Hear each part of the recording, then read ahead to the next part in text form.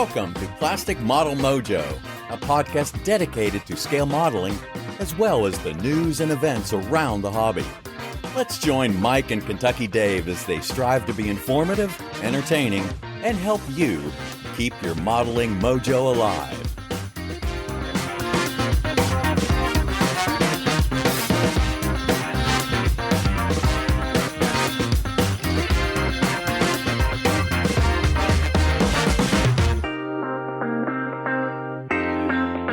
Mojovia, I think we got a good one for you. Welcome to episode 116 of Plastic Model Mojo. Dave, how you doing? I'm doing great, man. This is the good time of year. The Nationals is closing fast. Model show season is in full swing. The weather outside, other than the high winds and the occasional tornado, is pretty darn good. The pool's open. I'm doing great. I'm pretty happy. How about you? So the weather outside is frightful. Yeah, it is a little bit. But you know what I did the other day when we had the bad weather? I went down into the basement and modeled a little bit. It's good, man. What's up in your model sphere then?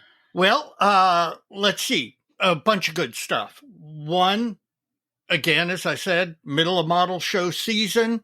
We've got Wonderfest coming up this weekend. We're slightly a month and a half from the Nationals, so that gets the juices flowing. I've been modeling. We'll cover that in the Benchtop Halftime Report. I'm not getting as much done as I want, but I am getting stuff done. Skippy King dropped by the house Memorial Day weekend and got to grill a couple of steaks and hang out with Skippy. We didn't get to model like we normally do, but we at least got to see each other and talk models and talk all sorts of modeling related stuff and plan for a build session in the near term future. All in all, it's good. I'm the juices are flowing. The mojo is high. How about you? Well, that's good. And we're going to do something a little different tonight on the front end. With a 3-episode drop in May, something just had to give, man.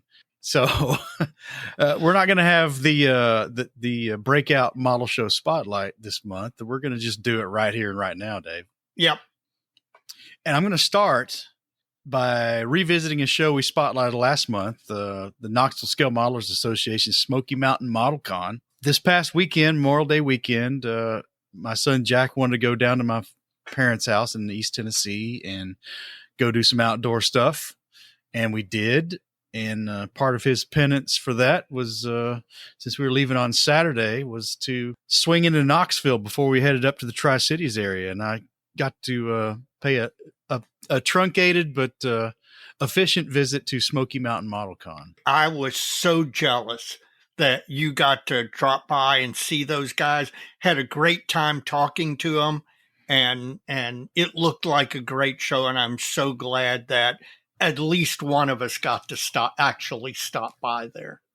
Well, it was an exercise in model show efficiency. I think I was there about 42 minutes, which gave me time for about 3 laps of the vendor room. I was going to say, you bought stuff. I did, but we'll save that for a future segment, next episode. But you know, they had this at the Knoxville Catholic High School. I think it's a pretty new campus. Mm-hmm. So the venue was great.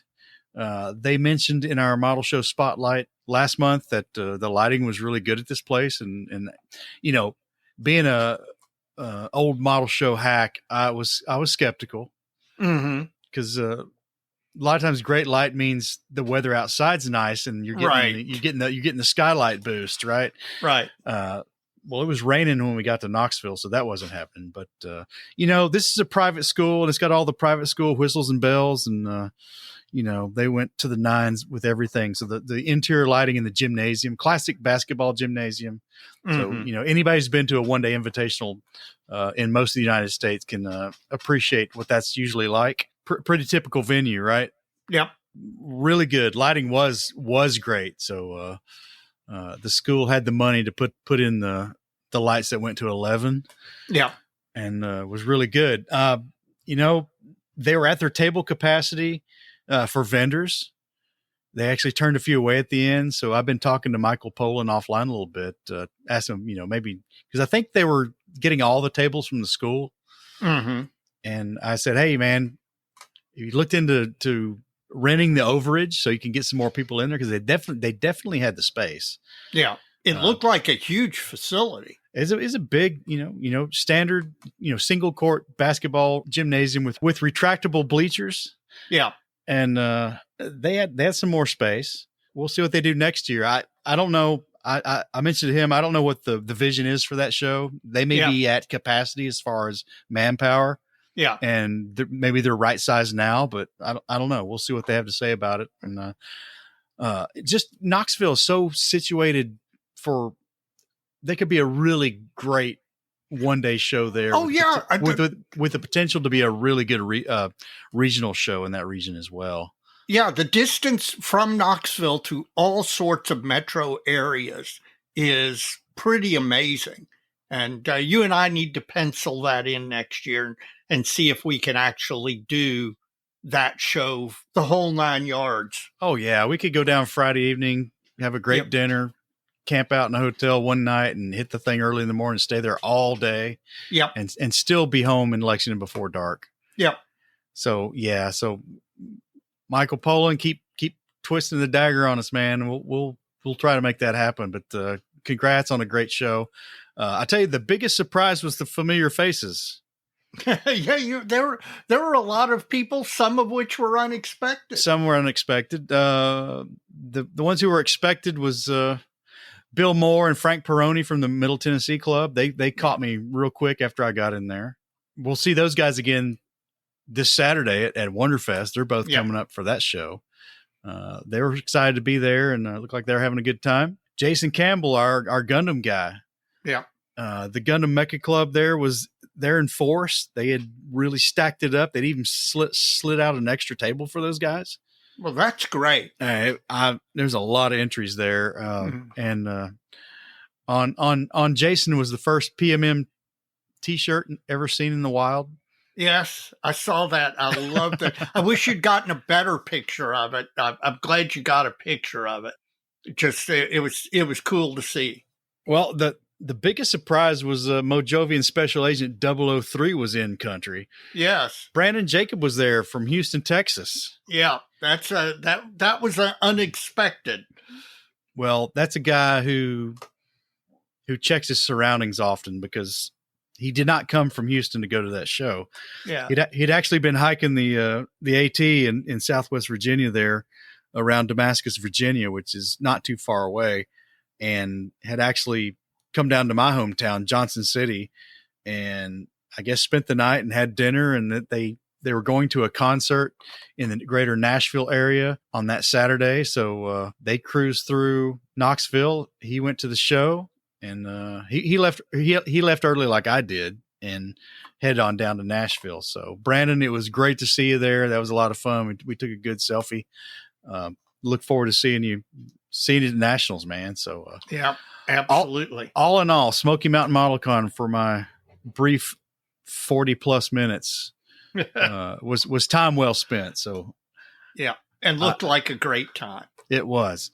On the theme of shows, Dave, you and I are going to be at Wonderfest this weekend. Yes, we are. Wonderfest is June 1st and 2nd. That's Saturday and Sunday, the weekend that this episode drops. Hopefully we'll get this out on Friday. That's the plan. So the following Saturday and Sunday, if you're in the greater Louisville area and you like sci-fi, horror, fantasy, that sort of thing, you're going to want to come to this show. Yeah, it is amazing. It really is. It's the premier show of this genre in the United States. Yep, absolutely. Hands down. So plan on being on location with the Mojo Road Show on Saturday the 1st. Yep. We've carved out pretty much all day. Yep. We've got all that squared away, and look forward to being there. Info for this show can be had a couple places for just the nuts and bolts of Wonderfest. www.wonderfest.com is where you can go see all that and get the information of the show schedule. The vendors are going to be there. There's a bunch of them. Gosh. Oh, gosh, yeah. I'm serious. If you like this stuff, this is the place to be this weekend. And even if you don't think you like this stuff, believe me, you will like this stuff. By the time you leave, you're going to be a fan. It is eye-opening to see what, even if you're normally an armor modeler, a car modeler, aircraft modeler, and you don't think that you have any interest in sci-fi, fantasy figures, Gundams, mecha, any of that stuff. Let me tell you, there are some eye-opening modelers working in these genres, and the lighted stuff, the all of the different effects that they use, it's fantastic. You'll love it. Just take my word for it. Just like the Nationals, I'm not going to lie to you. You will go to the show and you will love it. Another place to get a little taste is the last episode of the Scale Model Podcast, Stuart Clark's show. They had a couple of the Wonderfest principals on there talking about the show. Yep. And we look forward to seeing all those guys Saturday. Yes. Well, model shows, folks, don't need reason, don't need rhyme. Ain't nothing I'd rather do. Yep. Give it one shot if you have not. I think you'll have a good time going to a model show. I agree. Well, that's not all that's in my model sphere, Dave. I got to keep going, man. Okay. Go. Inside the Armor, ITA 3, Chris Metting's latest incarnation of his ongoing concern. Right. ITA 3. Chris offered us a peek to some of his new wares. Mm-hmm. Pretty impressed. And we've talked about this a little bit before. Go ahead, Dave. Yeah, the stuff that he has been posting, he regularly posts CADs and all of the 3D print stuff that he is working up, and they are just absolutely amazing looking.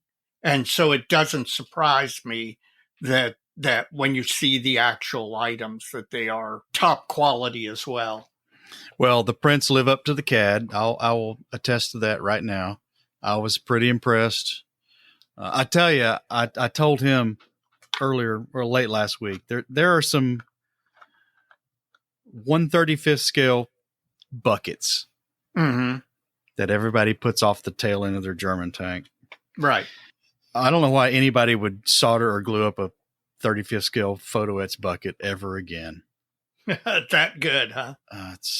So bravo, Chris. If folks want to check this stuff out, www.insidethearmor.com. Now it's armor. That's going to be the non-American spelling with the U. With the U. Yep. www.insidethearmor.com. So let's keep it up, Chris. Wish you success. It's the quality's there, man. Yep, absolutely. Good job. Well, Dave, that is my model sphere and yours too, I think. Yep. It's going to be an episode, so you got to have a modeling fluid. Do you have one? I do have a modeling fluid. Okay, I do too. What's yours? Mine is Redemption Straight Bourbon Whiskey. Oh, my. And this is from the Crossroads of America state, Indiana. Yep. So buckle up, folks. We'll get to it at the end. What do you got? I have dihydral oxide from Trader Joe's Natural Mountain Spring Water. I wonder why that didn't like a beer can. Yeah, well, just a peek behind the curtain. I have a doctor's appointment tomorrow morning at 9:15 with full blood tests.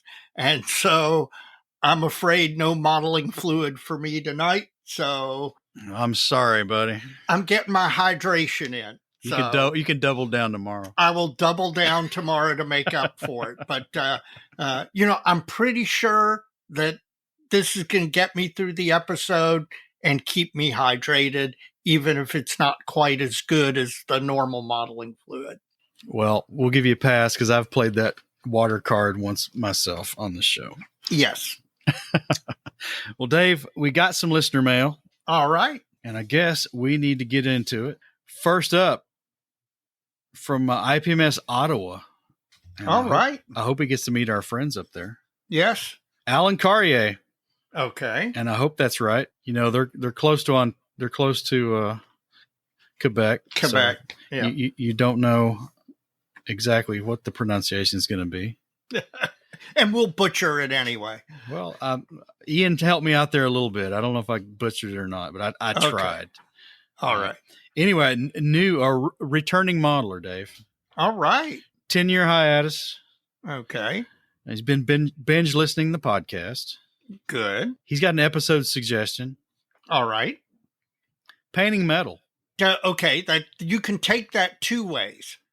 Does that mean? I think he means always. Okay. He means both representing metal on plastic and painting metal items like barrels and photo etching stuff. Well, no. Okay. I think he means metal finishes. Okay. So he meant the first of the two. First of the two, but I guess I was thinking, I don't know if it's current or not. It's current to me because I don't pay attention a lot. But there's this non-metallic metal painting that's kind of in the Warhammer and fantasy where they don't use metallic paints. Right. But they do all the light bounce and all that stuff. Yep. He may mean that too. I don't know, but I think primarily, right, he means the first part, natural metal finishes and distressed metal finishes. Yep. And there's so many new products and new techniques over the last 5 to 10 years that you've got people doing all sorts of different things. Whereas in the old days, it used to be, metallizer or bare metal foil or spraying silver paint, and that was about it.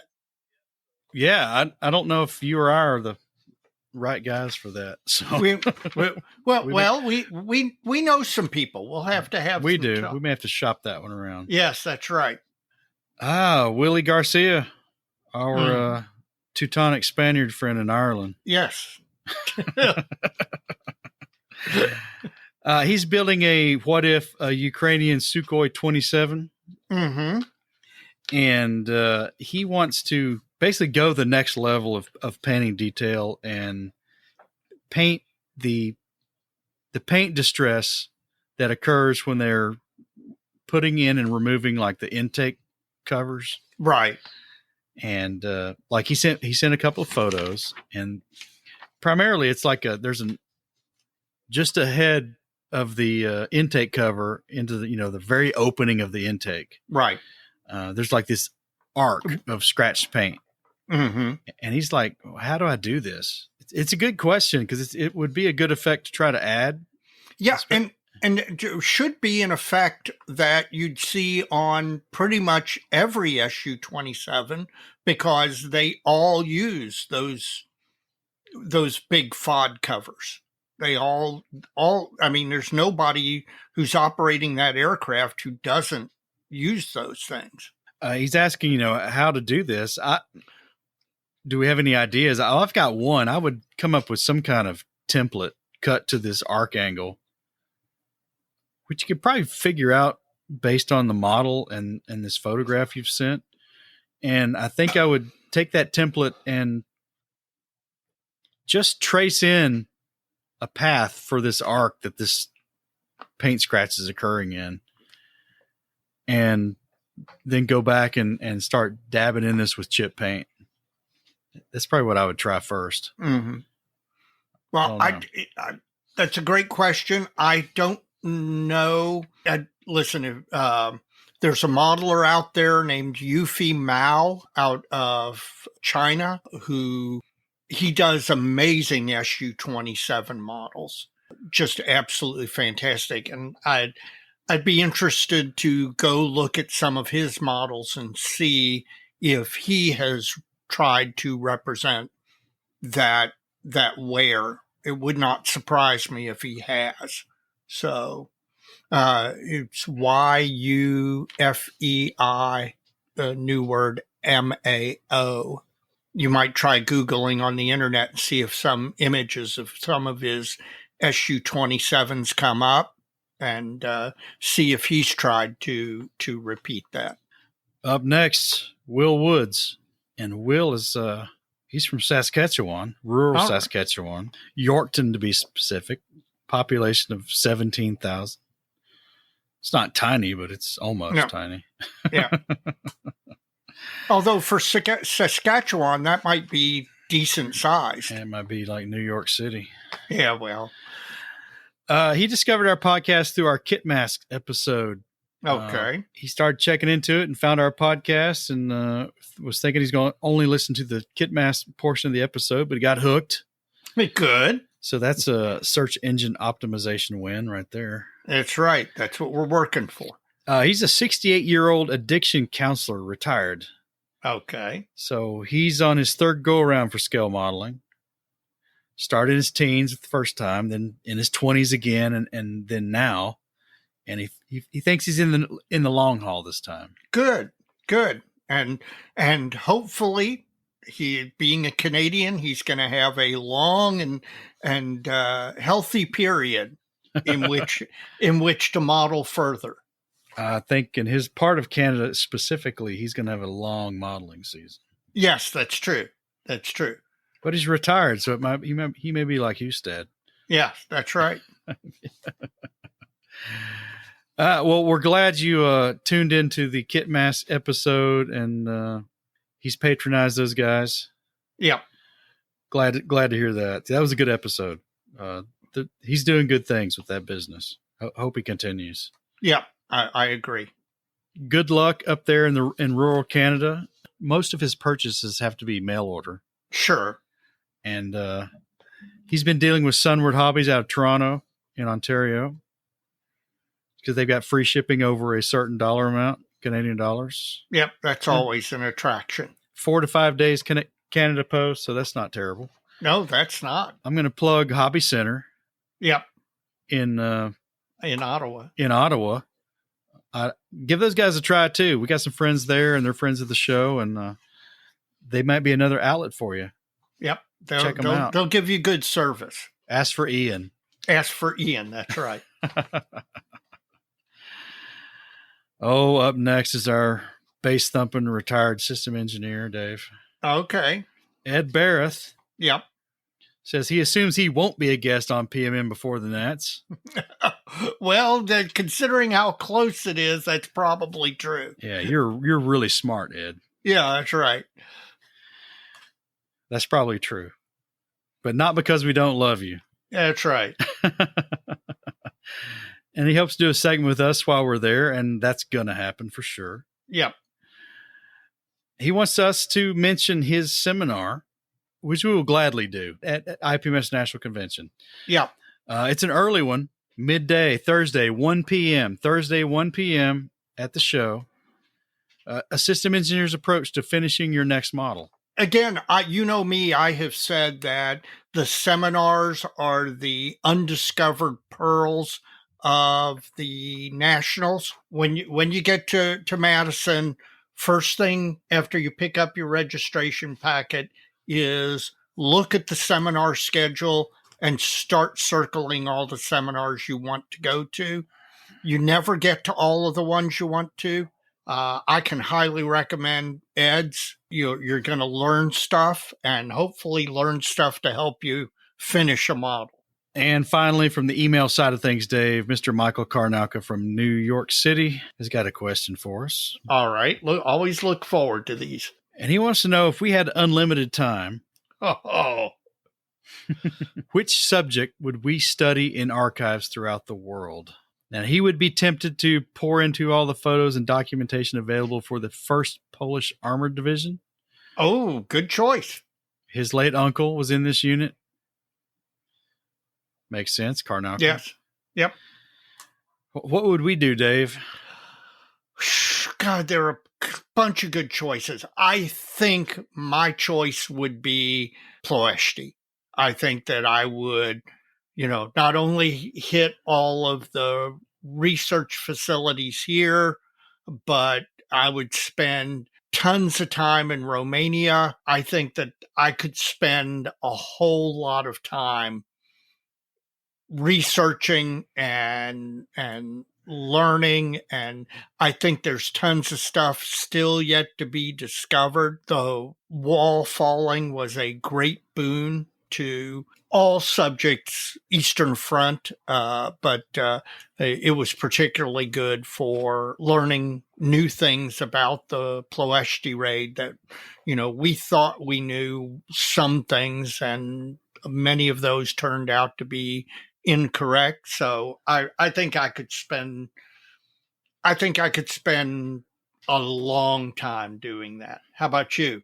I would get to the bottom of the mystery that is, do the foreign equipment evaluation reports from the Germans' Kummersdorf Proving Ground still exist? And if they do, what would it take to get those cracked open and exposed to the public? Of course, this is the KV-85 talking, right? Right. Because there are 2 photographs from Kummersdorf where they've chalked the armor thicknesses and angles on the vehicle. Yeah. At some point in history, maybe it's gone forever, maybe it still exists somewhere, exists a very exhaustive report of all that vehicle and all the others. Yeah. With a lot more photographs. It's the Germans. Yeah. That's just the way it is. Right. It's going to be thorough. And those photographs that exist out there are they're like the cover photographs for the report. Are any of the reports available from any of or did that whole archive just disappear completely? I think something has to exist because those photos exist. I don't know that I've seen Kummersdorf photos for any other captured vehicles. That's something I think needs to be investigated by somebody with so inclined to do it, and with the interest to do it. Possibly the answer is as easy as the Russians were coming and they burned it all. Right. That may be the answer. Yeah. But boy, there's a gold mine out there if that's not the answer. Right. If the stuff still exists somewhere, got buried in some East German archive, and then by the time the wall fell, it's a bunch of boxes somewhere that nobody even remembers. That's right. Yeah. Well, Dave, that's it from the email side of listener mail. What do we got going on Facebook Messenger? We've got a fair amount going on Facebook Messenger. Steve Schaefer reached out to let us know that he was going to be at Wonderfest this year. All right. And a bunch of other guys did the same thing. So there are a fair number of PMM listeners who have reached out and said they are going to be at Wonderfest. So Mike and I are going to be there all day Saturday. It should not be hard to find us. We're going to be moving around. We're going to be hopefully go be at a table, but we're also going to be moving around, talking to people, hopefully doing interviews. We really want to spend a lot of time at Wonderfest and doing it upright. So for all of you guys who've reached out and said you're going to be there, please find us. Please come by and say hi. We want to spend some time shooting the breeze with you. Look for the chessboard shirts. Yes, that's right. We'll be wearing the black and white chessboard shirts because they're easy for people to see. Mark Dines, listener, reached out, and he's doing what hopefully a lot of people do when they find us, is they go back and start listening and work their way through the entire catalog. And I think he said he's around episode 77 or so. And he wanted to know if he had reached out to ask, did we do this year a dedicated Wonderfest episode? And I told him, well, it's actually stretched across 113 and 114. But he's enjoying working his way up through the whole back catalog. And listen, if you're a new listener and you've just discovered us recently, I encourage you to go back and listen to those back episodes, because while there's some stuff that is no longer timely, a lot of it is information that would be valuable or the same today if we did the same discussions today. So go back and listen. And like Mark, hopefully you'll really enjoy it. Listener Martin Paeta reached out to thank us. He enjoys the show. We turned him on to Three Floyds, and he is really enjoying the Three Floyds experience. He also, by the way, mentioned kit masks, and he, after listening, ordered from them, and his interactions have been really, really good with kit masks. And he wanted us to know how pleased he was that with the product and the service, and the fact that we turned him on to something that good. Finally, Dr. David Geldmacher and I have been communicating. Now, you know, the Stanley Cup playoffs are on, and you know I spoke previously about Whitey and his Bruins and me and the Golden Knights. The Golden Knights got knocked out in the first round. Whitey and his Bruins got knocked out in the second round. Dr. Geldmacher is a New York Rangers fan, and his team's still in it. And I've been commiserating with him over Facebook Messenger while these games have been played. And so trying to help him survive the pressure that is the Stanley Cup playoffs. So, Dave, Rangers are still in it, and can't wait to see you. He's going to ride up with us to Madison, so I can't wait to see you. Hopefully, you'll be wearing your Stanley Cup Champions t-shirt on the ride up. Anything else? That's it. Well, folks, listener mail is a lot of fun for Dave and I, and we really love this segment and look forward to more participation from the listening audience. If you'd like to participate, send us an email or Facebook Messenger. If you'd like to participate via email, you can do so by emailing us at plasticmodelmojo@gmail.com. Or if you'd like to do the Facebook Messenger thing, you can message through that system through the Plastic Model Mojo Facebook page. And send them in. We like it. We like talking about it. Absolutely.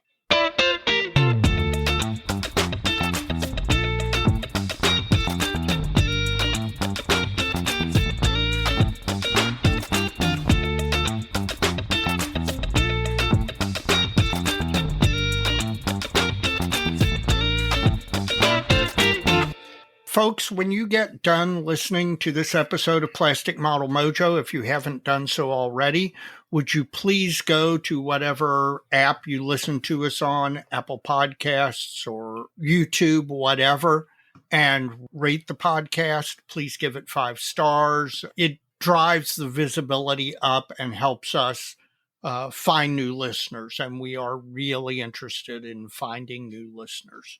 And once you've done that, please check out all the other content creators out there in the model sphere that we enjoy. There's a lot of other podcasts out there. You can go to www.modelpodcast.com. That's modelpodcastplural.com. It's a consortium website set up with the help of Stuart Clark from the Scale Model Podcast up in Canada. And Stuart has aggregated all the banner links to all the other podcasts who are participating with us in this spirit of cross promotion. So check out all that content. In addition to podcasts, we got a lot of blog and YouTube friends out there. Jim Bates of Scale Canadian TV. You're going to want to check out his YouTube channel. Chris Wallace, Model Airplane Maker, a great YouTube channel, a great blog. Check out all his mostly 48 scale aircraft content. Panzermeister 36, Evan McCallum, a great YouTube channel. Check out his build reviews, his weathering tips and techniques, and see what he's got going on. The Inchai Guy, Jeff Groves, the Inchai Guy blog, all things 72nd scale. If you like 72nd scale, you're going to want to see what Jeff Groves has going on. And finally, Stephen Lee, Sprue Pie with Frets, a great long and short form blog. Steve's also primarily 72nd scale. Got a lot of thoughts on the hobby. He updates frequently on his projects. Please check out his blog and check out all these things. A lot of great content. We're fans of all these things. So check it out, folks. If you are not a member of IPMS USA, IPMS Canada, IPMS Mexico, whatever country you live in, if you're not a member of the national organization, your national organization of IPMS, please consider joining. A bunch of really good people trying to make the hobby better and more enjoyable. Additionally, If you are an armor modeler or modern figure modeler, consider joining the Armor Modeling and Preservation Society.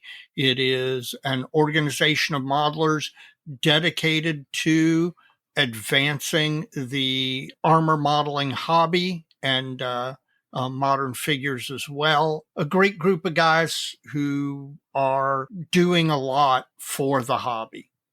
Well, Dave, let's have a word from our sponsor. You got it.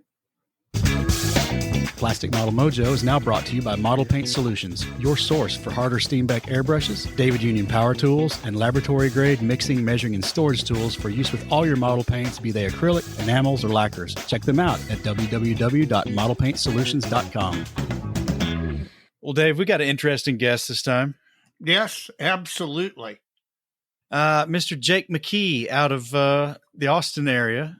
Jake does some incredible work, and he's a lot of foam insulation in his construction, and he does a lot of interesting things. Yes, and he does. We got Jake on the show, and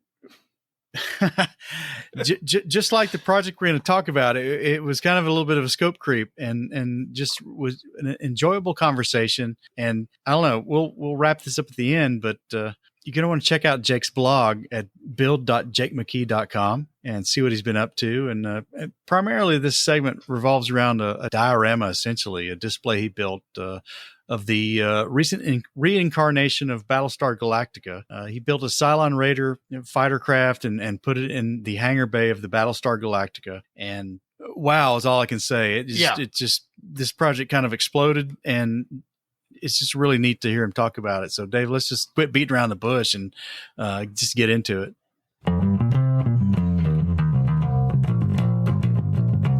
Dave, I'm excited about this one because, right on the heels of our last episode with the Quokka, Mr. Paul Gloucester, and his experiment in trying new things, we've got another modeler here out of the Austin area that's also tried a lot of new things, Mr. Jake McKee. Jake, how are you doing tonight? Doing good. Thanks for having me. Well, you're welcome. And I think it's funny how this came about. You heard me mention somewhere about inviting myself onto somebody's podcast, and that's kind of how this happened. But that's perfectly all right. I'd seen your work before, and in fact, I think one of the first things you posted on our Facebook group, the Plastic Model Dojo, was your little tracked Model T. Is that right? Yeah. Vargas models. Yep, Vargas models, and that was really swell. I like that a lot. And I think the thing that caught my attention after I dug into it back to your blog was the foam construction on the cobblestone road. And that's something I don't do a lot of. I've done a little bit, but not much. And foam construction in general is a topic that I've wanted to talk about a little bit more. But we're going to talk about another one of your projects in detail, I hope, to the degree that we can in the time we have. But this Cylon Raider Battlestar Galactica hangar diorama you've built, and it kind of encompasses a lot of things. And at a high level, I'm going to let you introduce this project a little bit and tell us how this all got started. Yeah, and the funny part about that project is that it's a continuation of the foam work that I've been learning and playing with for a number of years now, which I blame entirely on our friend Uncle Nightshift and his barn diorama. And I a couple of years back, I was watching that video and thought, oh, this is pretty cool. I've kind of messed around with some foam before, and I haven't really done a whole lot with it, but I've experimented. But man, he makes it look so easy that he's such a good teacher that sure I can get started. And now hours and hours of countless study later, here we are. Yeah, it's interesting. So if you just get a little bit of background on the foam piece, and I'll tell a little bit about the Raider diorama, but yeah, the foam stuff has been an interesting journey just because it's, we all see the insulation foam in Home Depot, and we've, at this point, I think all of us have seen projects that have the pink or the blue foam in the US or gray or green in Europe used for different projects. And it's a surprisingly easy material to work with, but it's also kind of a pain in the ass to get it to do what you want sometimes. You can press shapes into it, but sometimes the shapes don't stay like you want them to, or trying to glue it together sometimes can be more difficult than it should be. Cutting it can be really easy with a lot of methods, but other times it just, you can't get it quite straight like you want it to be. But so I've been playing with it quite a bit and have documented some of that playing on my blog too, through articles and experience. Now, before Uncle Night Shift encouraged you to explore the foam, it's not like you'd had a hot wire or used any of this. This was, hey, that looks neat. I'm going to go get some at Home Depot and I'm going to just try something. Right? Yeah, that's exactly right. And, again, my accountant doesn't like Mr. Uncle Night Shift, but I certainly enjoy him. The amount of tools and whatnot that I've bought over the last few years as I've learned this process. Yeah, the hot wire cutter table, for instance, has been a huge tool. But even in one of his videos, he talked about getting a bigger hot wire table just so he could fit certain things. And sure enough, I ran into that same issue, and so off to eBay I went. Yeah, I know that feeling. Yeah, amen. Now we're going to put a link. Supplies. Yeah, we're going to put a link as we're going to put a link in the show notes to the Cylon diorama or hanger, and so that everybody can follow along and actually see what we're talking about here. Yeah, and I've excessively documented. That's probably the right word. The build process, but that to introduce that project, I had a Cylon Raider, the Mobius model Cylon Raider model, built and base coated sitting in my display cabinet. And it must have been 7 or 8 years. It had been sitting there unfinished. And so a few months back, I was cleaning out the display case, trying to make room for some new stuff. And, I had the thought that, man, I need to either throw this thing away or finish it. And I don't know. I mean, it's already base coated. Might as well finish it, right? Famous last words. Yeah, 6 months later. And I started looking at the base coat, and it was just awful. I didn't like it at all. And so I decided, well, it's easy enough to strip, right? I'll just strip it and reshoot it. It's already built. No big deal. It's a relatively small ship. It's already on a stand it came with, right? Plastic stand. And, I don't have to do anything for basing. And so I stripped it off, but of course that took 3 days because the metallic just didn't want to remove to save my life with anything I had for it. And so I finally get it stripped down and I start painting it and weathering it. Well, what did you strip it? Well, first of all, what was the metallic paint, and then how did you strip it? Just so honestly, that others can learn. Yeah, honestly, I don't know. I think that it may have been Alclad, okay. But I don't remember. It's been a long time. I do that too. If I let something sit too long, that's why I make notes now. Yeah, I mean that would have been smart on my part, but definitely didn't have notes. I tried the purple stuff. I tried AK paint stripper. I tried a few other things I have here. I think I even at one point was using some alcohol. I used some, normal mineral spirits. Through all of them. Oven cleaner. Usually the oven cleaner is my go-to, but right. It got about half of it, and the rest of it just refused to come off. I even had to do a little bit of sanding and taking my flapper wheels in the Dremel tool to remove a few spots as well. It was rough, but yeah. So I'm stripping this thing. I get it base coated with a good base coat with modern skills at this point, and get about half the weathering done. And I came in one morning and it's sitting on kind of this crescent shaped display stand that came with the kit itself. And I walk in the model room and the whole thing has just tipped right over because the stand cracked in half. Not sure why or how. It just gave up. The plastic just got weak or something and just gave up. So of course, my first thought is, well, let me get online and get some reference material for what kind of little small base, right? I was thinking like a, couple inch square type of base just to hold this thing up, right? Just something simple. Again, get this project done. I'm already a weekend and 2 weeks in at that point, I think, instead of, the weekend, long weekend that I was hoping to pull it off in. And I see this picture of a, screenshot from the Battlestar Galactica show, the new one, not the original, which right. I always hated the original, much to Will Patterson's chagrin. But I I see this screenshot of a scene in the show that it's kind of a little fuzzy, and I was thinking, I see the Cylon Raider, but it's on the, that's the Cylons are the bad guys, the Colonials are the good guys, and it's, this Cylon ship sitting on the Colonial hangar deck. Right. And so, of course, I had to go to the show, and I start watching the episode of the show that this is on, and it's like, oh, that's a captured ship hanging there, suspended in midair. And I thought, man, that's cool. I can do something like that. And fast forward 6 months, and I spent a huge amount of time to build this massive thing that barely has the ship. The work wasn't the ship at all at that point. My family always calls it McKeeing that project, and I certainly McKeed that project. Yeah, I'm guilty of that to some degree myself. Before we get too much into the diorama, I want to tell you I've read through the blog, and we'll link that as Dave said. But there's a couple of things when you refinished this Cylon Raider that I think were really neat, and one of those is something I'm still exploring, and maybe you are too, or maybe you're a bona fide expert at this point. But all these layering effects and how much more interesting and deeper finish you can get with that. And if I remember correctly, there's one of the photographs on your blog that you're spraying through a stretched piece of pantyhose material, piece of nylon. Yeah. It looks, I swear that's a flexi-file frame it's on. It is. Yeah.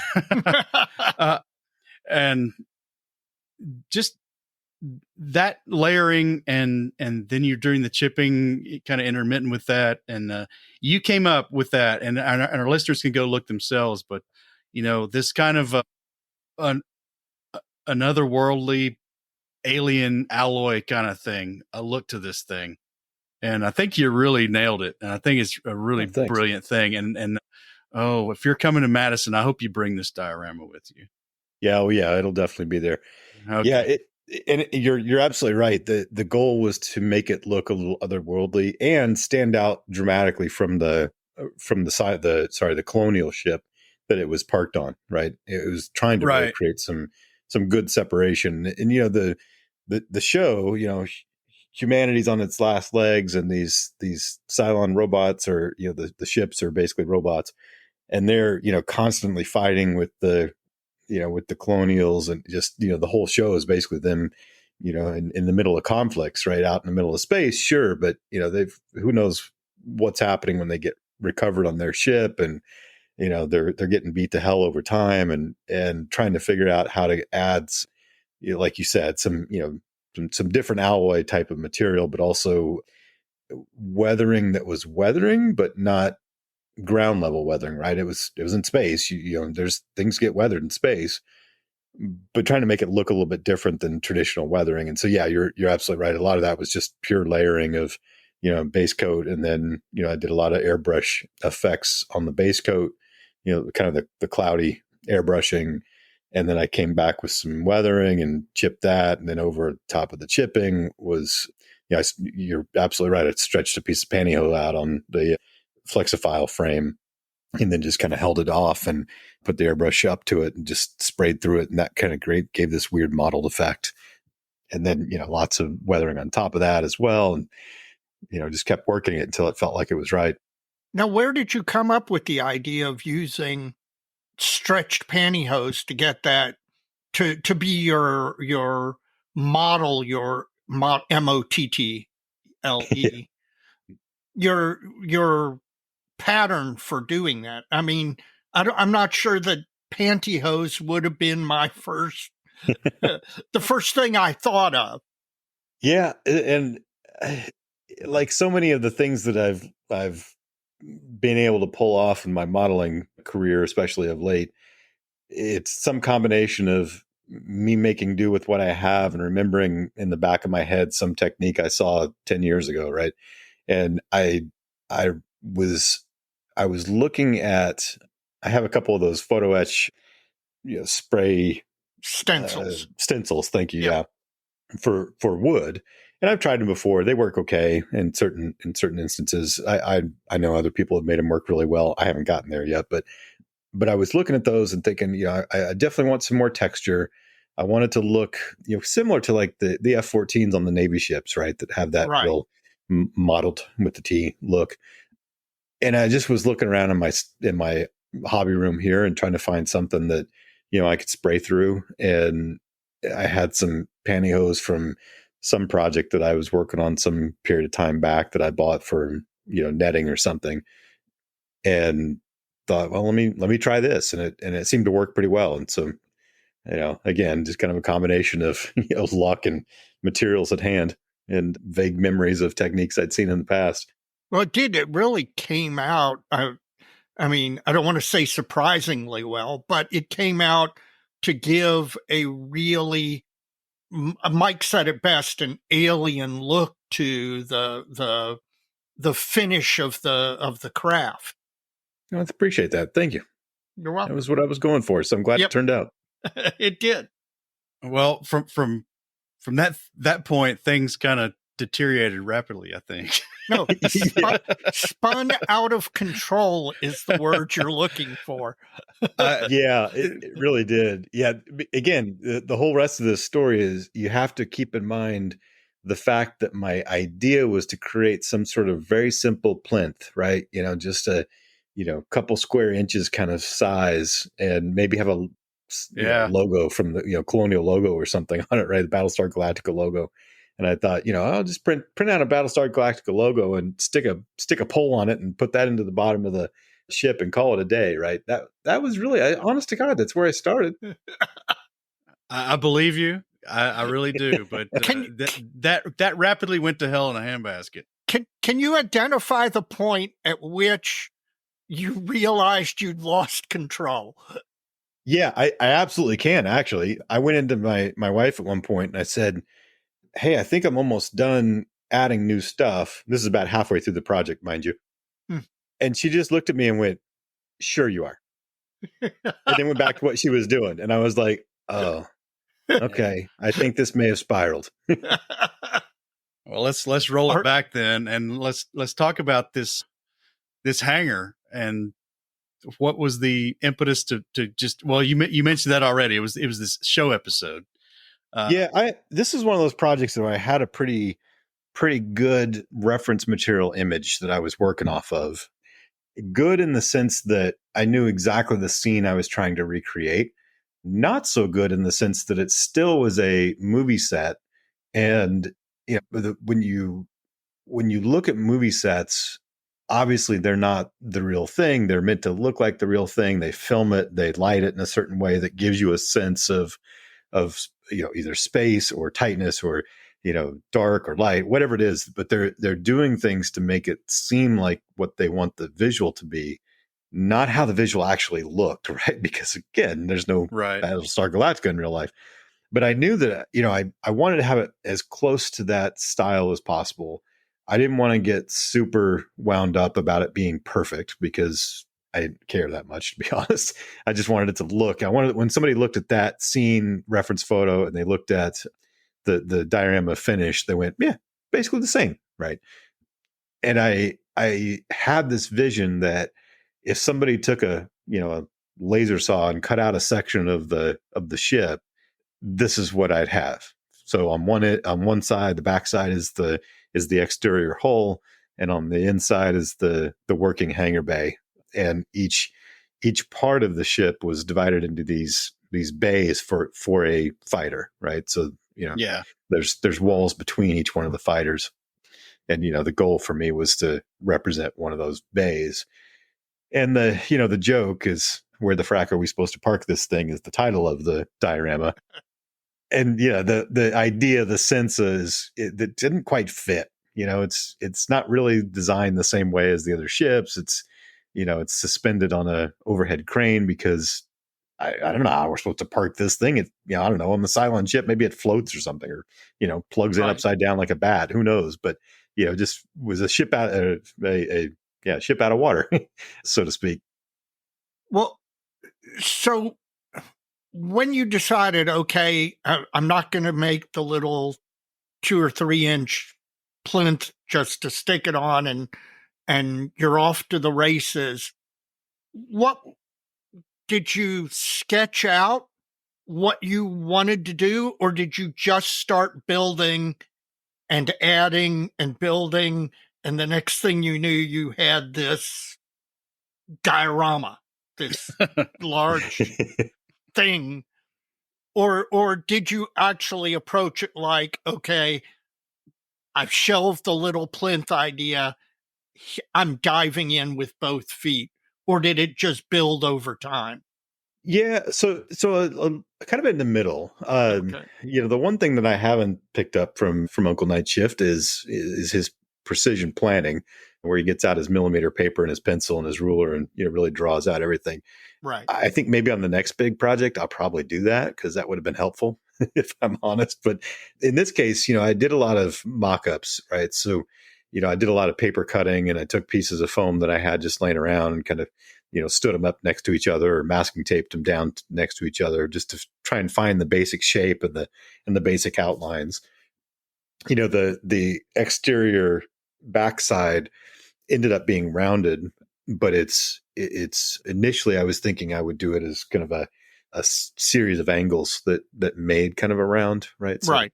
Kind of a 45 to a straight up and down to back to a 45. And that is what it is. But I realized I just hated that one as I was designing it. So I ended up going back and putting a shell on it that was rounded to make it look more like the real ship. But it was a lot of layout and paper mock-ups and, just kind of tweaking as I went. And so it did start off basically as about as big as it is, because and there's no room spared on it, right? It's tall, but the base size itself fits the ship and the two upright walls and a little bit of space, not a lot, pretty tightly, which was hard to visualize in the beginning without doing those paper mock-ups. And even then it was still tough to visualize. So as I built, I tweaked quite a bit. Now, I understand that now there is an actual resin kit available to make the hanger. Yeah, it sure is. I found that about halfway through when I had already decided. I was going to ask if it predated it, if you discovered it along the way, or if you appeased the modeling gods and as soon as you finished it, the kit came out. It wasn't as soon as it was, when it comes out afterwards, I'm like, well, cool. I had a fun experience building my own version, and now there's another version on the market. That's great. Yep. Maybe I'm a little irritated sometimes, but that's usually perfectly fine. It's when it's in the middle of the project where I'm like, well, hell, how do I want to stop and start over with that one? Or do I want to keep going? And is there anything I can learn? Right. And in retrospect, there's definitely some things that I would have designed differently based on what I saw them do and kind of how they did. Like I've got an open walkway on the backside. Theirs was more TV show accurate, where it's got kind of bulkhead doors at the end on either side, that sort of stuff that, it would have added a whole lot more time to do some of those things, which, I was already in for as much as I really wanted to do at that point. But yeah, I saw that it did give me some reference and, sort of bring home some of the show elements that as you pause, rewind the show 50 times, trying to get to get into one corner to go, okay, what were they doing over there? What was back there? What do I need to add to fill that corner out with accessories and that sort of thing? But yeah, that was definitely a moment of like, well, what do I do here? So you've got it laid out with your mock-ups, and now it's time to cut foam. And well, let me ask one question first, because I don't think I saw it in the write-up, which is pretty extensive. But when the rubber hits the road, how big is this thing? Just about an inch too big for my display cabinet. And I mean literally about an inch too big. That's so perfect. It's not funny. Yeah. It's about, oh God, I'm guessing now, but I think it's about 20 inches by 12 inches on the base width. Okay. The base itself. And it's probably about 12 inches tall, I'm assuming. Okay, about a foot tall. So, but I think you said it just a minute ago and it's a peeve of mine to see a diorama base that's just too big. and I think you've successfully not done that. So kudos for that. Thanks. It's I think you showed enough of the hanger and to be, I guess, relevant to the size of the ship and to kind of to get that whole aesthetic together, and to you look at it, ooh, that's the Battlestar Galactica hanger. I know what that is just from an arm's length or even 10 feet. You can see that. But back to the foam, how do you start that process, and what do you use for? How do you template it, and how do you cut it, and just how does that kind of construction go forward?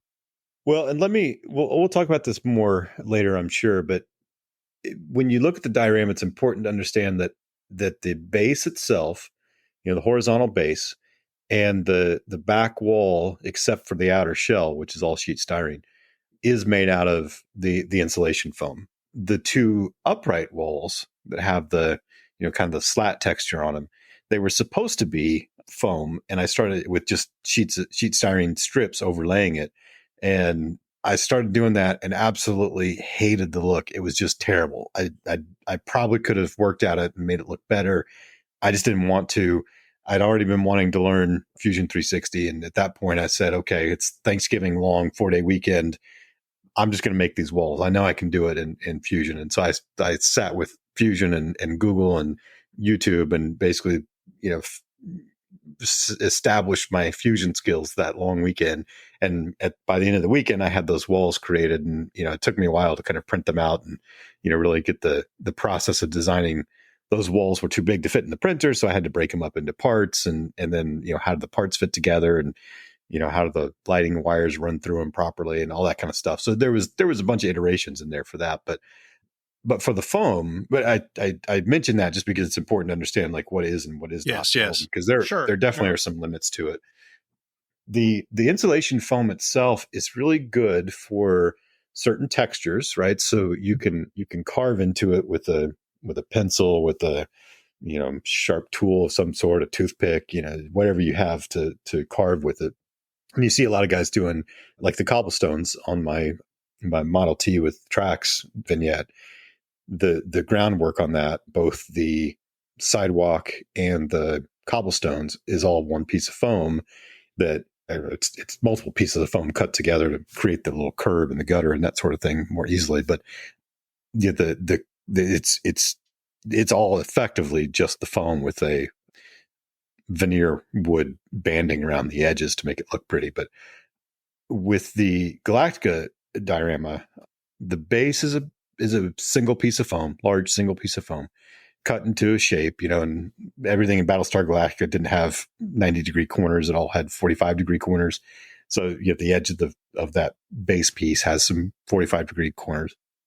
I'm sorry, my allergies are killing me this week. No worries. But the back was 3 pieces, right? So, the hardest part of this whole thing was trying to remember how to cut my angles properly. But the way that all of those cuts were made started on the table saw. So the great thing about the insulation foam is you can cut it with the table saw, with the miter saw, or a hot wire table. And, I used all of those for various reasons. When you go to Home Depot and you get a big 4-foot by 8-foot sheet of this stuff and you bring it home, it's a whole lot easier to put it on a table saw to cut it down into some much smaller pieces to manage, right, before you try to put it on your hot wire cutter. Or in my case, when I was doing it was actually 30-degree angles. When I was doing all those 30-degree cuts, it was, again, easier to just put cut it into strips and then put the strips through the table saw on an angle. And then some of the pieces I'd use the miter saw to cut them down to length size. And that works really well. It makes really nice, sharp cuts, just like a piece of wood. And then just generally speaking, what are you using to bond most of these pieces together with? That is a good question. I feel like I've tried every adhesive that I've read anywhere online, somebody using, and none of them are very good. So part of the challenge with the foam, one of the biggest challenges for me with the foam is getting a good bond between pieces. So if you're stacking up, 3 different pieces to make, like the World War I diorama that I have is actually 2 or 3 pieces. I think it's 2 pieces of 2-inch foam that I stacked up and then cut into, right? So that I had some height to it. And that the challenge with a lot of this is that the foam can get eaten away. Like if you use super glue, for instance, it's it'll just melt the stuff. Liquid nails, people use liquid nails a lot. I've heard people using the 3M contact adhesive. A lot of those things just eat the hell out of the foam. And sometimes that helps it to bond, but not always. Usually you just pull it apart and it's still wet, but it's got some cave-ins on either side of the bond site. Honestly, the best thing that I've used is that Eileen's tacky glue. That's real good white glue. And the trick is, depending on how you're trying to cut, the hot wire table doesn't go through the adhesive very well. Put it on the miter saw, it's fine. It doesn't care. Right. It cuts it just like anything. But if you're trying to hot wire cut or do some fancy shaping with the hot wire table, I always try and do that in 2 pieces and then glue those 2 pieces together and, shave the edges down, sand the edges down to make them match perfectly at that point. Just because the hot wire, it can go through some of those bonds, but it definitely doesn't make it easy. Gotcha. So actually, maybe that's a good point too to bring up. The hot wire with the foam. One of the best at-home tools, if you don't have a table saw, don't have a miter saw, and even if you do, depending on what you're trying to cut, smaller pieces, really small pieces, you're not going to want to put on the table saw. But the hot wire cutters literally heat up a piece of wire, and when you run it through, it melts a really nice straight line. And the kind of the go-to, the one I have, and the one that a lot of these folks have, is the Proxon hot wire table, which I highly recommend. It's like $109 on Amazon, completely reasonable for our tools. And if you go to Shifting Lands, I think it's shiftinglands.com, they've got all kinds of accessories that he makes out of MDF that you glue together, and you can make angle cuts and round cuts and all kinds of fluted things. And you name it, he's come up with some little helper tool to use on that hot wire table to create some really intricate, interesting, or just flat out straight cuts. And you can do some surprisingly intricate work with that thing if you practice. Well, getting the shapes and textures and detail you wanted, you quickly moved off the foam alone for this thing. And I think another avenue you went down, I assume it was probably new to you as well, using a Cricut cutter. The Cricut cutter to cut styrene. And I assume that was... Go for it. Yeah, the Cricut cutter, I've had it about a year, I think. Funny story, my wife and I bought each other the exact same model that year, not this last year, but the one before. Yeah, we both opened it up and we're like, oh, it's the same thing I got you. How weird. Nice. So yeah, it's the Maker 3, which is their biggest version. It can cut wood veneer, which I've done before, and like on the Model T vignette, it made it super, super simple to get incredibly straight cuts for all the 4 pieces of wood veneer that went around the side of that thing. It's super easy to use, but yeah, there was a fair amount of cutting of the styrene with that thing.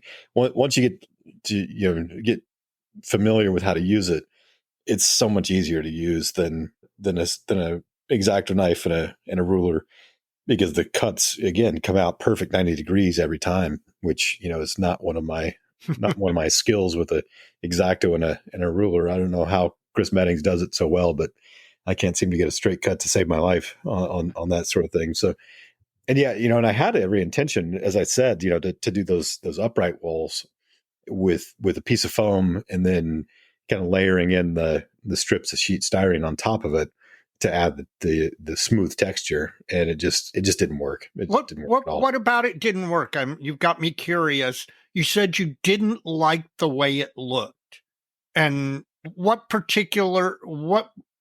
irritated you? What made you say, okay, the heck with this? I'm going to 3D print. Well, there was probably one step in between those two thoughts, but the first thought was just, Well, yeah, it was probably a cuss word. yeah, it was several of them. I did the first one, and it was just, I couldn't really carve it. My first thought with the foam is always to carve it. I'll get the foam out, and if I can, and I tried this with a couple of tests, but it didn't really work. But I thought it's just a wall with its particular shape, and I can just take like one of those skewers, the big thick skewers, wood skewers, and with the sharp edge, and just with straight edge, just pull a line through it. But it just didn't. The depth of line that I needed was tearing up the foam too much, and it wasn't really giving me the right texture. So I said, okay, well, let's try the sheet styrene. I'll put a bunch of sheet styrene pieces on there, and it's, if you've ever tried to install tile and get all those lines straight, even with the little helper, those little plastic plus signs, that you get the right spacing on, it still doesn't quite work like you want it to, unless you're really good. And that was part of it. And then getting all the angles right and getting the cuts right and sanding it down, I was just like, man, this is going to take, I could probably make this work, but I'm not really excited about how it looks. And those is such a predominant part of the, your eye is drawn straight to those walls in a lot of ways. Right. And it's those two walls are really what makes that the Battlestar Galactica, right? When people look at it and say, oh yeah, that's from the show. It's those two walls. And I knew I had to have them right. And so I took a step back and I played with a few things, and I just didn't like them. And I'm like, man, I wish I could just print these out, perfectly, because if they're printed out, they're designed in CAD and all the lines are straight and all the edges are filleted like they should be. And I thought, well, I mean, it's not that complex of a shape. I could probably do this. Will Pattison had given me a couple of hour-long tutorials on Fusion like 6 months beforehand. And so I had some familiarity with how this would work, enough to go, yeah, I could probably do it. And so, off I went and made my first little test print model that was just a really small, literally like a quarter size version of the wall, just to see if it was going to print out like I wanted it to. And I was like, okay, this is good. I like this. This will work. And did you have any trouble breaking it up, since you said it didn't fit on your printer as one complete wall? Did you have any real difficulty breaking it up and then, once printed, reassembling the broken parts to make a whole wall? Was that difficult at all? It's sort of. So yes and no. The process of splitting it wasn't that tough. It's just one of the features of Fusion, and right, that sort of thing. So it's just like anything else I was learning at that point. It's like, oh, I got to slice it in half. How do I slice it in half? The first wall has some little round nubs and holes, kind of like Lego blocks. My Lego history was coming through, and I was like, I'll just make them round. When I changed it for the second wall to be L shapes, just so that there was less movement. They didn't have as much, lateral movement against each other when I did that. I also made the tolerances much tighter, so they couldn't move around as much. And I was using JB Weld for the resin gluing these pieces together. And it's really good stuff, but it's also kind of an interesting material. It's super strong, except it also comes apart really easily if you want it to. It's sort of like this weird psychic connection with you. If you want it to stay together, it stays together. If you want to pull it apart, it kind of snaps apart pretty easy. I don't know how that works, but it does.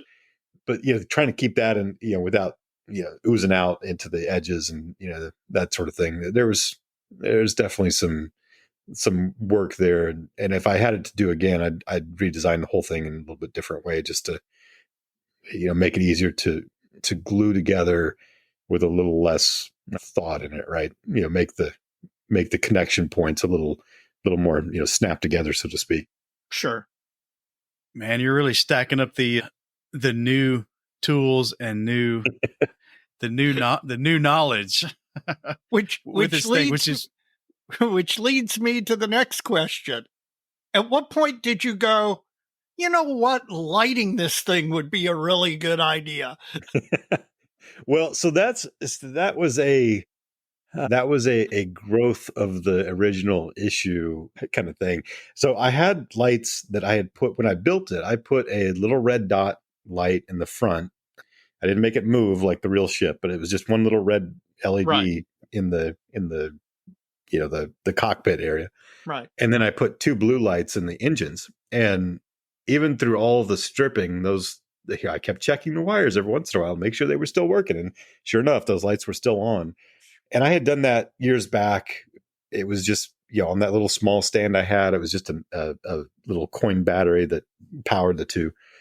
And I kept thinking, man, if I'm going to run these wires, I might as well put some other lights on, and try and give it a feel of, the dark hangar, right? It's still, in the belly of the ship. And if you've ever been on a like an aircraft carrier, even when the side doors are open, there's all kinds of light poured in. It still feels dark and, cave-like. And so I thought, well, if I add some lights, then maybe that'll give a sense that it's darker than it is because so much of it's open. And, a couple of lights turned into a couple more. Then I thought, well, if I'm going to redo these walls anyway in Fusion and print them, might as well run some wires through to the bottom. And then, hey, if I've got all these wires, I better ask for some help on how I'm wiring these up. So after a conversation with Barry Biediger, he gave me the idea to use a portable USB battery to charge it, to power it. Right. Not only because there's enough power there, but I really didn't want to have to go, if I put it on the show at Nats, go over there every couple hours and change out a coin battery, right? So, but this thing, I haven't charged it yet. After I finished it, I charged it once, but now, I've been showing it to friends and stuff and have not even dented the battery on it yet. Now, did you know Barry previously, or did you reach out to him specifically because you wanted to learn lighting, or how did that occur?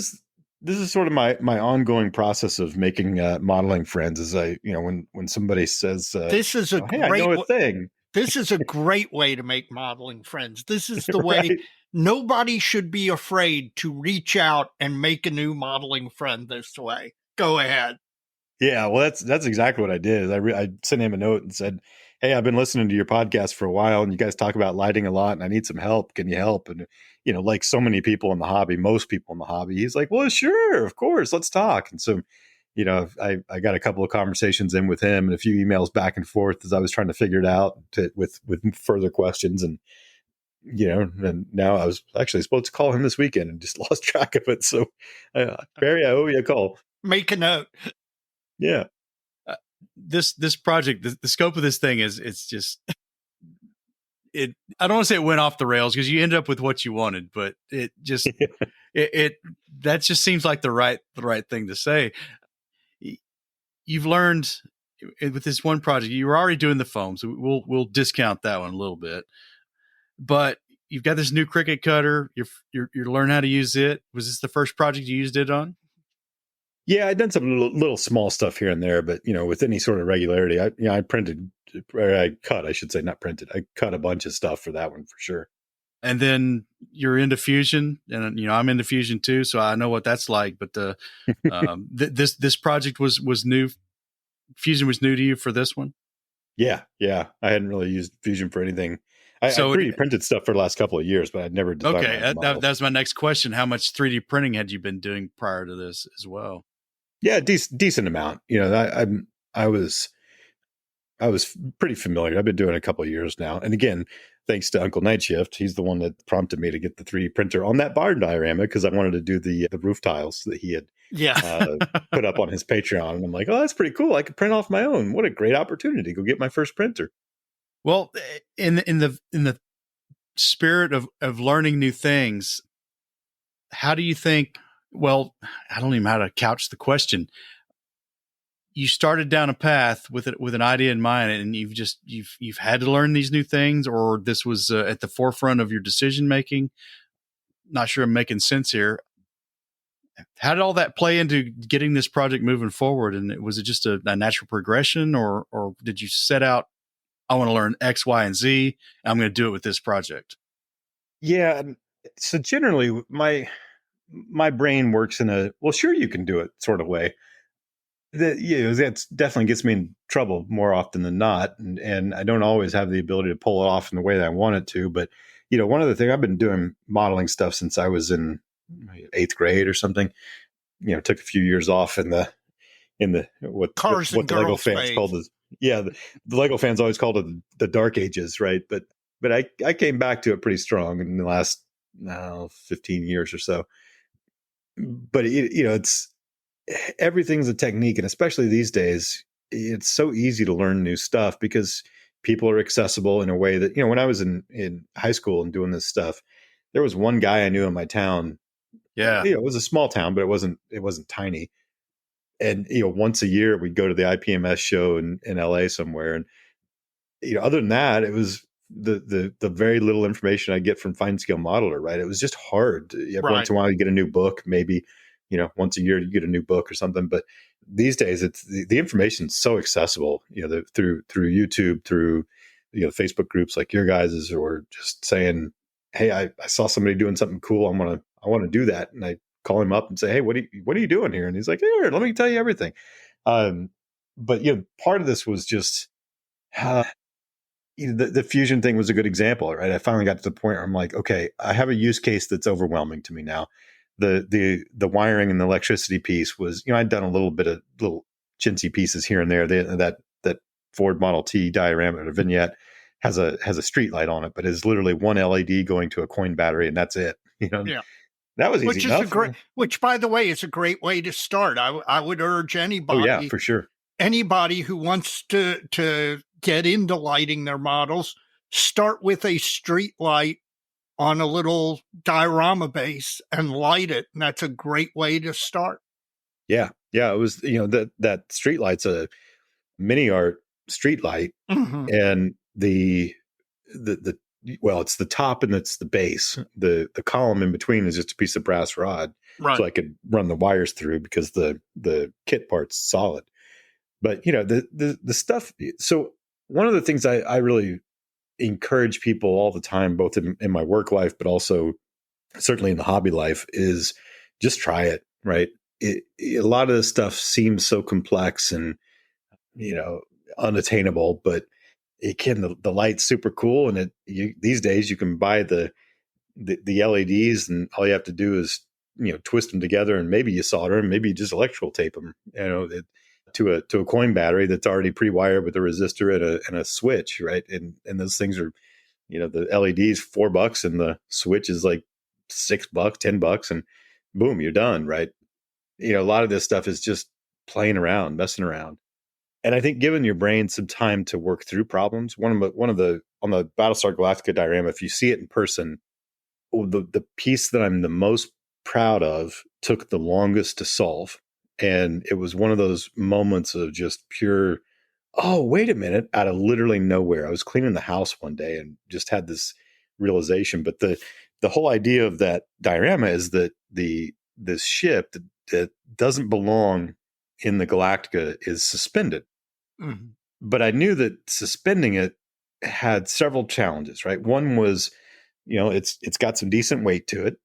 How do I make sure that whatever I suspend it with is going to hold? That's its own set of engineering nightmares.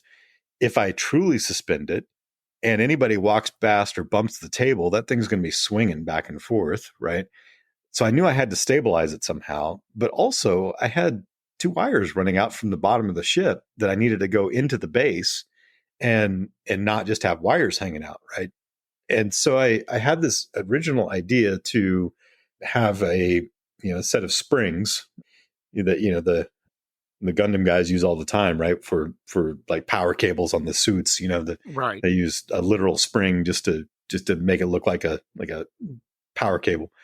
So I knew I wanted to do something like that, so that I thought, okay, I can run the wire through the power cable and up to the ship, and then that way maybe it's helping to stabilize it. Then I kept going and kept thinking, okay, well, wait a minute, what if that spring is wrapped around something that is truly stabilizing, right? That is basically supporting the whole ship, and then everything else I do for the suspension parts is just decoration. I thought, yeah, that's probably the best idea. So I kept playing. I 3D printed some tubing to try and create this support, kind of L-shaped support. and run those wires all the way through to the side of where one of the walls was and go down that way. And it just, everything I tried brass tubing and bending that, and that stuff kept breaking. And even when I get it bent like I wanted it to, it didn't really support the weight like I wanted it to. And I just kept playing and kept playing and kept playing and thought, oh, wait a minute, there's big, thick electrical wire, right? That's actually quite firm. I don't know. I don't have, this is one of the calls to Barry where I was like, hey, I've got a tiny little wire coming off the LED. Can I wire it straight up to a much, much thicker gauge wire? And he goes, yeah, it's all transmission. It's fine. And so I didn't end up doing that because I didn't need to. I could fit the wire and that big piece of thick gauge wire in the spring that I had made, which was another thing I learned how to do, is make springs. But still, when I ran that big long L shape across the base and then dipped it in at some point where I wanted it to look like it was going from the wall power outlet basically into the ship, right? So it was a decent run, probably 6 inches or something across the base, but it still would tip, right? And it wasn't supporting it straight up and down like I wanted it to, because all of that force was being kind of pushed against the top of the L shape, right? Which then, of course, would pull up the edge that was supposed to plug into the wall and tip the whole thing over. And so it just took me 2 months of just not trying to solve it, right? Just thinking about it and digging, let my brain chew on it for a minute. And literally one day I thought, oh, wait a minute, a junction box. I don't have to have this thing run all the way, the actual wire run all the way across from the ship to the wall 6 inches away. I can have it go straight down, bend, and then bend again underneath a junction box and go into the base. And so it's all basically in one vertical axis. And then from the other side of the junction box, run it to the wall. And that's just dead spring, basically. And it worked perfectly. No tipping, very well supported.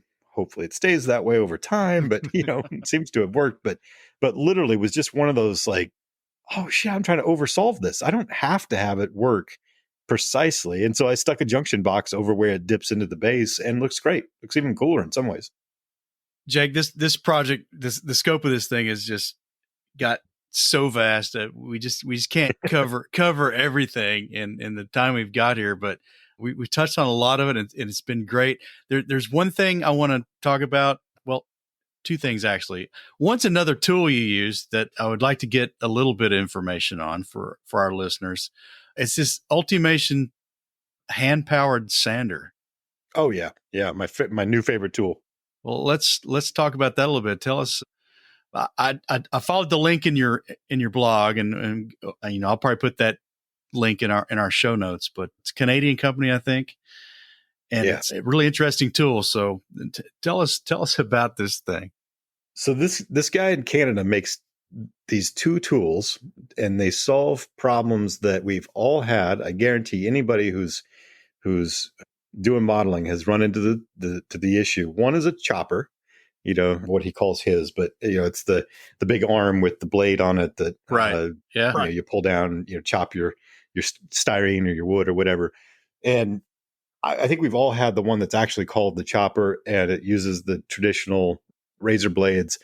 I have never once gotten a straight cut off the ones that I've had in the past. They've always kind of twisted as they pulled down, and it sort of works, but not great. The thick plastic kind of scoops it out. Yeah. Right. It flexes. The blade flexes. Yeah, that's exactly right. It flexes as soon as it hits the material. And, it's okay. And it's worked for plenty of people for years, but I've never enjoyed that tool, not once. And I saw these Ultimation tools somewhere online. Somebody had mentioned him, and I went and looked at him, and he doesn't, I think it's just the two tools he makes and some of the accessories that go with it. But the chopper he has is fantastic. It is a robust piece of equipment. I think it's a couple $100, but it is astoundingly good. He uses a different kind of, I think it's carpet cutting blades. They're much thicker, so they don't bend and flex like you were talking about, Dave. The arm on it is much longer, so you get a little bit more force leverage on it. Right. And just everything about it, it's beautiful machined metal. It just works wonderfully. But the other one he has is basically like a drum sander. Like you can think of, like the little round drum sanders that are often on the side of like a belt sander, like a desk mount belt sander. But this is it's literally a round disc, uses the same ones you'd use on your palm sanders, but it's hand crank. And at first you think, well, geez, I want something I can flip on and has the power and all that. His point that he makes in his sales material is you don't want that much power for what we do, right? And in fact, that's what when you're sanding stuff, you're trying to create a straight edge and sand that down. The speed is a lot of times what just melts the material, right? Or just chews up the wood too fast. But this hand crank thing is absolutely stunning because it's a precision piece of equipment, right? It's solid. It is not chintzy at all. And when you put that stuff against the straight edge of the platform and you use that hand crank to spin it, everything's on the most beautiful bearings. It's not work to spin it, but because you're doing it so slowly, it gets the most precise cuts, precise sands, I should say in that case, or with the cutter, the most precise cuts that I have ever gotten out of any tool. And it's remarkably good. Well, I'm gonna have to check out. They're not cheap, but they're not awful. And I think I got like a package for it was my Christmas present this last year. I think it's like $500, and it includes both the chopper and the sander, and then several different extensions and whatnot for the chopper to be able to cut larger pieces and whatnot. But I'm telling you, they're completely worth it. I printed a stand. I printed a bus the other day, and it had the model came with a little stand piece, but that's where a lot of my supports were. So I put that thing up against the sander and literally 3 rotations, and it was completely flat and I mean precision, like it had been laser cut to be flat. It was impressive. Well, I think in all this, that tool and all the other tools you've learned to use in this one particular project, we talked a little bit before in the run up to actually having on the show. You said you had some thoughts about, well, you're a career community guy by your vocation, and you said you had some thoughts about how the hobby might be changing and how this maker nerd culture has really altered the landscape for scale modeling, and along with a lot of other things in that kind of under that umbrella. But in the things we've briefly touched on tonight, you've certainly embodied that culture and bringing these things to your hobby. What have you got to say about that? Yeah, that's a whole series of podcast episodes. But let me give a little bit of background first. Just you alluded to some of the background, but I've been doing online community work for 20 plus years now, and kind of started that work at Lego, where I built the first relationship with the adult consumers. So people 18 plus who were building with Lego as a creative medium. And before I came along, the company really didn't understand what this weird group of people was doing, right? And at that time, I mean, it's been a while, but at that time, I always talk about this lately, that when I first started there, you'd walk into an office building somewhere, and there was one person in the whole office building that had Lego on their desk, and everybody was kind of like, oh yeah, it's the weird guy in the corner that has that. And now, I was just in an office a couple of weeks ago and meeting with this woman that I was talking about doing some business with, and on the way out, she's like, "Oh, I got to introduce you to this other woman. She's got the one of the new Lego flower kits on her desk, and she loves it." And so it was this whole big conversation. It was the most normal, standard thing in the world, right? But that's been a journey the last 20 years to move to this nerd culture mindset, right? That so many people are into a lot more nerdy stuff than certainly when I was growing up, right? Everybody kind of rejected this idea of anything that was too nerdy. You didn't want to be seen that way, and now all the kids are like, "Oh, this is so cool." The nerd culture has prevailed, but the value of that for us is that I do think it's bringing out a lot of really interested parties. And, we talk about the hobby dying, which is absolutely not. And it's nonsense. It's changing in dramatic ways for sure. Yes. But, part of that feeling, I think, comes from the fact that it's so easy to run into people that have done or are doing modeling in some form. And it's not talked about quite in the same way that it used to be, where it was such a big deal. Like, oh my God, you do it too? I've never seen, as I was saying, like when I was in high school, there was the one guy in town that did that stuff, right? That I knew of. When he painted figures, and I was trying to learn figures from him at the time.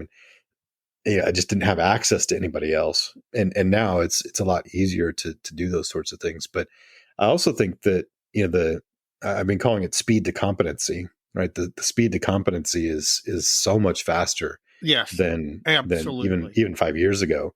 I learned Fusion in 4 days with a little bit of introduction and sort of ground setting from Will, and then access to YouTube and Google, and just, I need to do a thing. How do I look up the thing? Oh, okay, that's how I do it. Let me try it. That didn't work. Let me go online and ask for help. I did this thing and it didn't work. And there's 5 answers 10 minutes later saying, try this. Oh, yep, that worked. Right. It's just, we've got so much better access. And I think the biggest challenge now is trying to get everybody to kind of slow down and, before you just dash off an answer, what are you actually thinking about? What are they asking? How are you answering that? Is your sarcastic sense of humor coming across in the same way that you think it is online? Or do you just come across as an asshole, and do you need to dial that back some?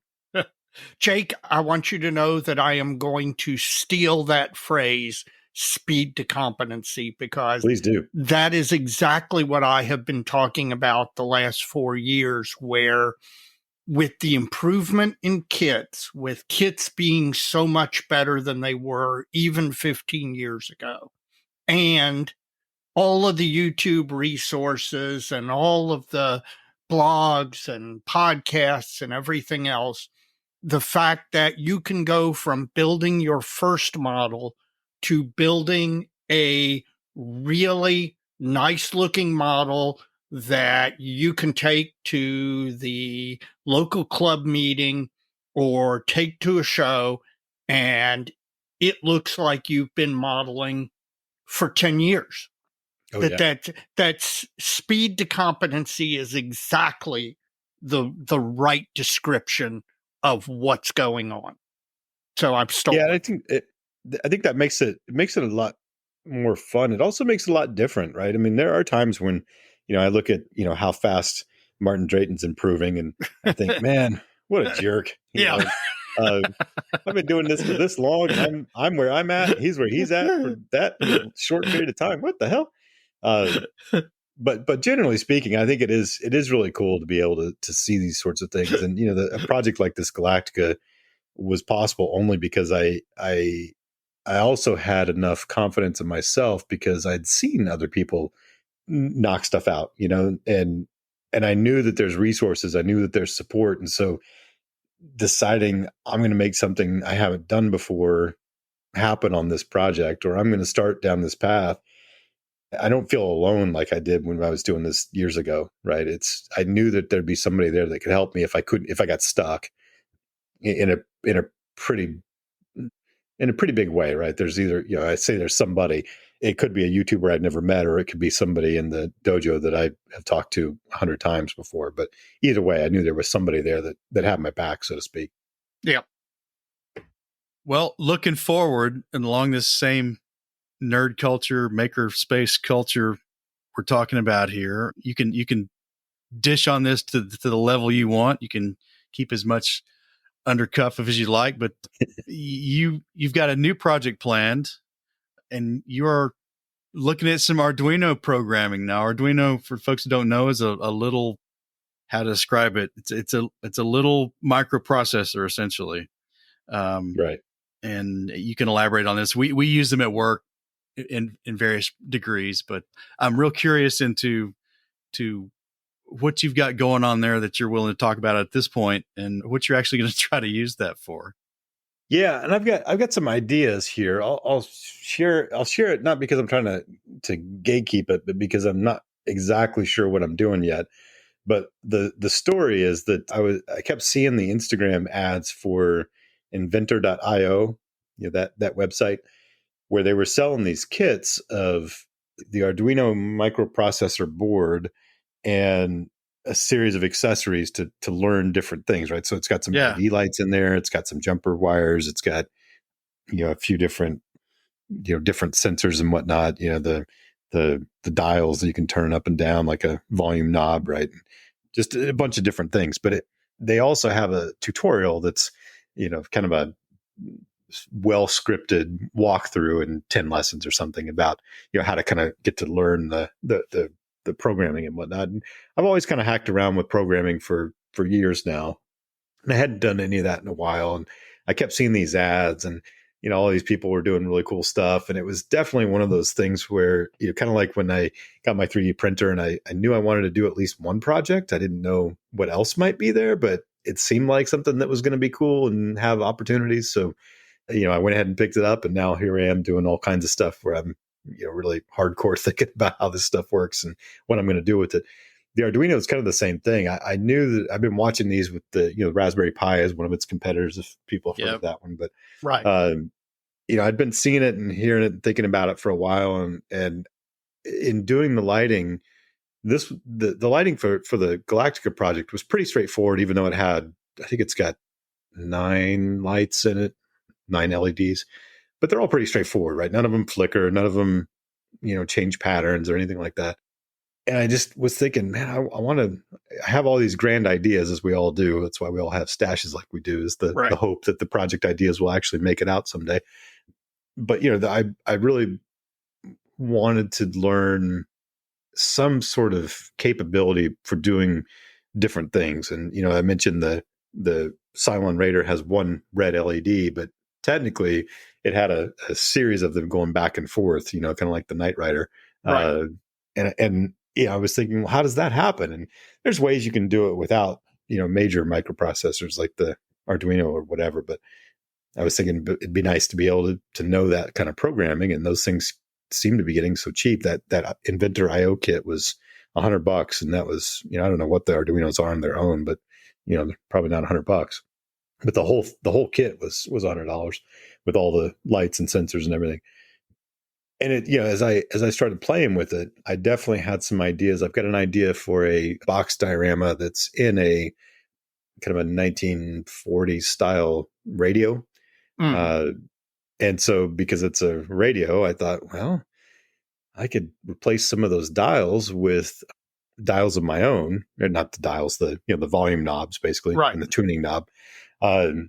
But I thought, if I've got a knob, I can change all kinds of things. I can turn lights on and off with that. I can turn sound on and off. I can turn, the songs, I can change the songs as though I were changing the radio station on the radio, right? Just little stuff like that I think can add some oomph and do it in a way that feels a little bit more robust than a lot of the things that we've seen in the past.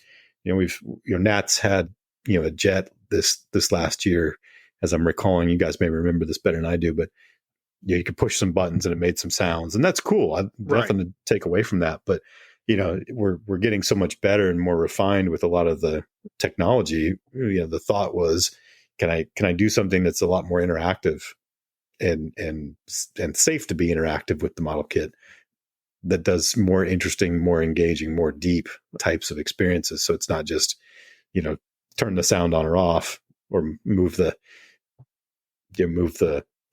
canopy up and down, which are all amazingly cool things. Don't take away anything from those, but can you keep going, right? Can you make it even more complex than that?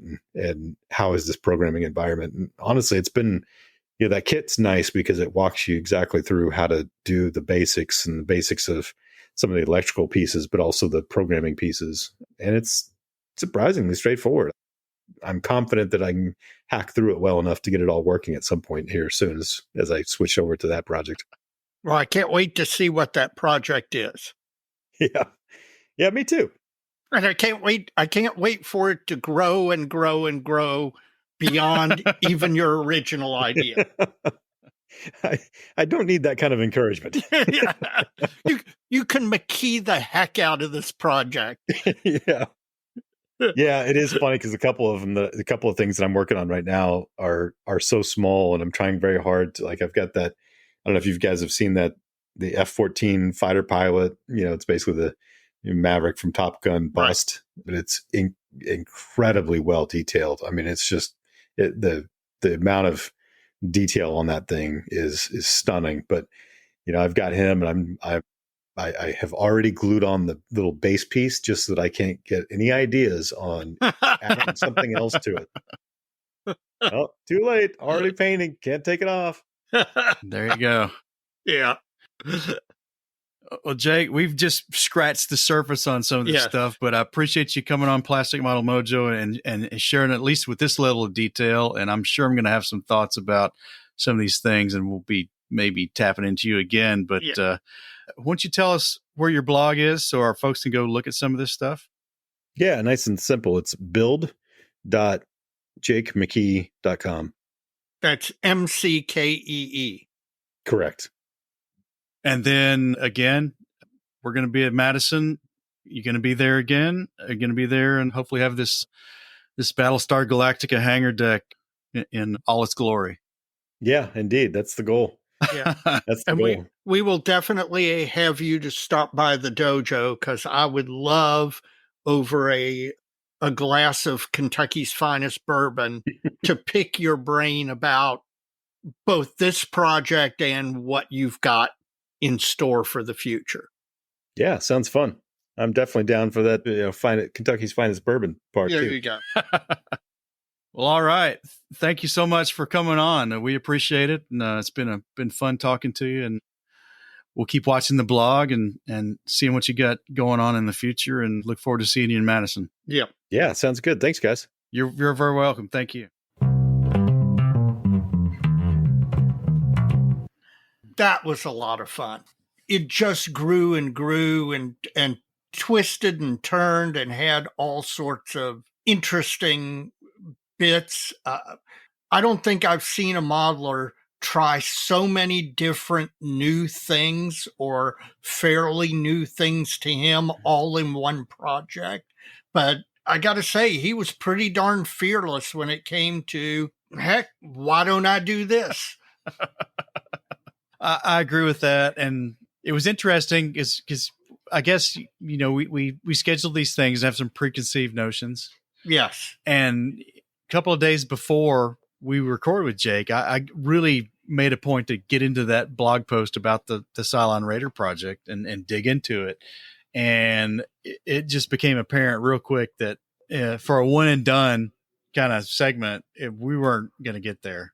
Yeah. No, there's a lot more to talk about. We just scratched the surface. So folks, if you haven't yet, we've mentioned it at the front end of this and during the interview, and I'll mention it one more time, www.build.jakemckee.com, Jake McKee, one word.com. If it interests you, go through that and look at all the things that Jake tried new and succeeded with. And I tell you, Dave, I really look forward to seeing that in Madison later this summer. I am really looking forward to seeing it in person, because the photographs obviously were impressive from the conversation. I'm interested to see in person many of the things he described doing and trying in the course of the project. And I just love that the project grew from, well, I'll just put a little, I'll just have a little base that I can, mount this Cylon Raider on, to boom, an entire hangar bay lit and 3D printed and foam and plastic, using a Cricut cutter to cut plastic. Just amazing. Yeah, bravo. I really look forward to seeing it, and I'm going to have to scratch my head and figure out how we maybe make some more segments about some of these other techniques and expansions to his toolbox, because it was really cool, man. Thank you, Jake, for coming on the show and sharing that with us. But again, we barely scratched the surface. That like I said during the segment, that's kind of the epitome or definition of scope creep. And but at the end of the day, it really created something really cool. Yep, it worked out beautifully. And my Battlestar Galactica memory is the original TV series. This was from the reboot. Yep. Which it's worth mentioning because I've not seen it, but I can appreciate all the stuff he's doing, and I don't think it would have mattered whether it was the original series or the reboot. It's a bunch of new stuff, a guy learning new things and incorporating it into a new build. Really cool. Really, really cool.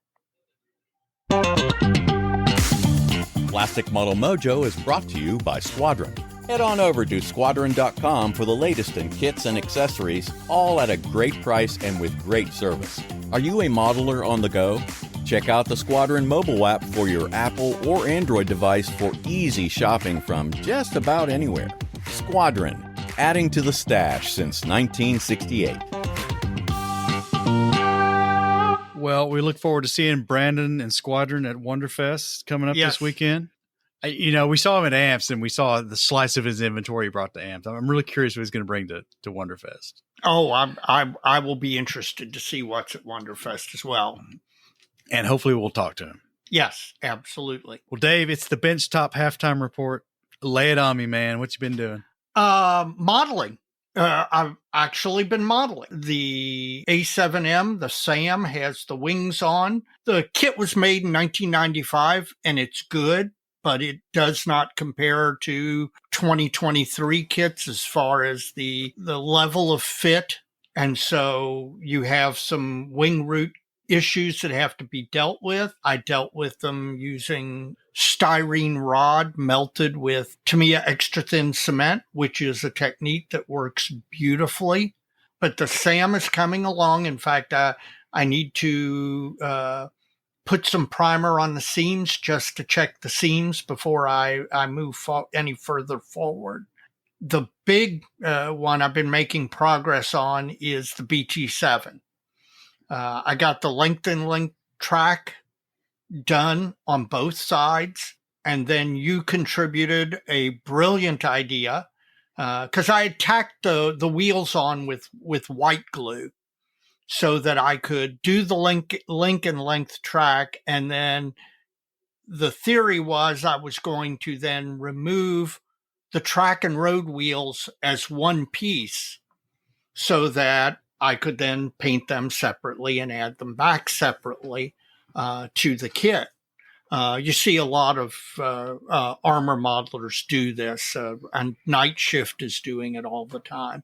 But I was starting to work the track, and of course, these things are tiny comparatively, and I was flexing them and worried that, I was going to snap something when I happened to be sitting online with you modeling, and you had a brilliant suggestion, which was, since I had tacked everything on with white glue, just dunk the model in a bowl of water and let it sit. And that's what I did.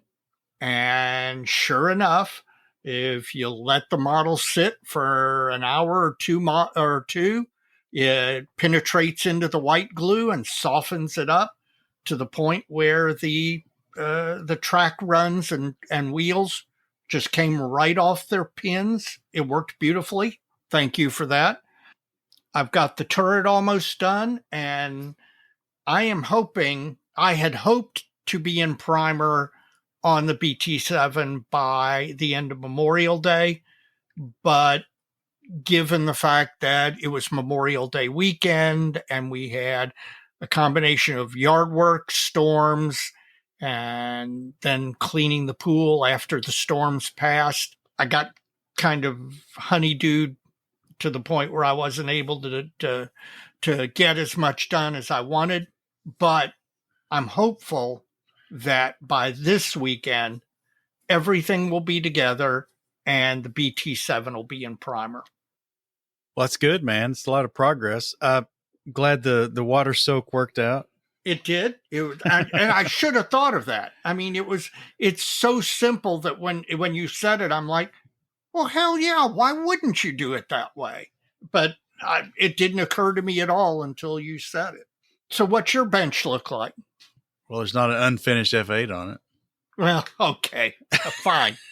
Do you want to get into that war? No, I don't. We can get into that war if you want. Ribbing you a little bit because it's so close. It is. It's very close. It's close enough that it ought to. It ought to be done. Yes. It ought to tempt you to put another feather in your hat for the year. Yeah. Oh, it will. Listen. That's going to be done. Well, back to me. The KV-85 was waiting on me to start this VMS Smart Mud thing to get the vehicle positioned right, because that's kind of the next thing that needed to happen for the KV-85 build, because I had to set the torsion bars, which we talked about last time. Right. Then I had to put it back on the base with the Smart Mud, get the positioning right, get that all set, then take it off again, and then take the tracks back off, take all the wheels off, and start finishing the hull. Well, I got the Smart Mud stuff down. The vehicle location is set, and now it's time to kind of push pause on that kit to work on the E16, but to kind of stay with the KV-85 and the Smart Mud. Interesting stuff. Yes. And you had an interesting experience with it. I did. First off, there's a 12-month shelf life on the container, which is interesting. Yeah. Because it's not a very high quality container. Kind of bare minimum, really. Yeah. So I think this stuff has started to dry out. And when I was applying it, it wasn't behaving very nice. It was not sticking very well to the base. I was having to apply it in fairly thick layers to get it to stick, to get it where I wanted it. You know, I talked about that a little bit on the dojo, and who was it? It was John Bonani said, you know, you can reconstitute it basically with water. Mm-hmm. And I'm like, well, duh, yeah, it's an acrylic material. That makes sense. But in my defense, there's our warnings on the label about not wetting your model and not wetting tools used to apply with it. Mm-hmm. So I kind of mentally was like, don't add water to this stuff. Yeah. But eventually that's what I had to do. I got the vehicle positioned, but when I went to cover the rest of the base, I was like, okay, I'm out of this critical kind of phase of the interface between the model and the Smart Mud and the base.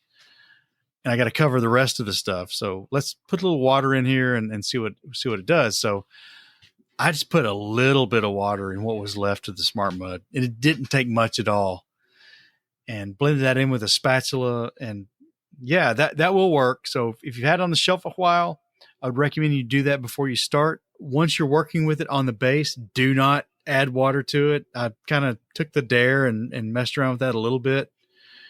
It turns into a mess really, really quick. This stuff is weird. I don't know what it is. Mm-hmm. Folks who were watching Saturday Night Live in the 90s will remember Happy Fun Ball. Yes. Do not taunt Happy Fun Ball. Made from a material that fell from space. Yeah. Yeah, that's what this reminds me of.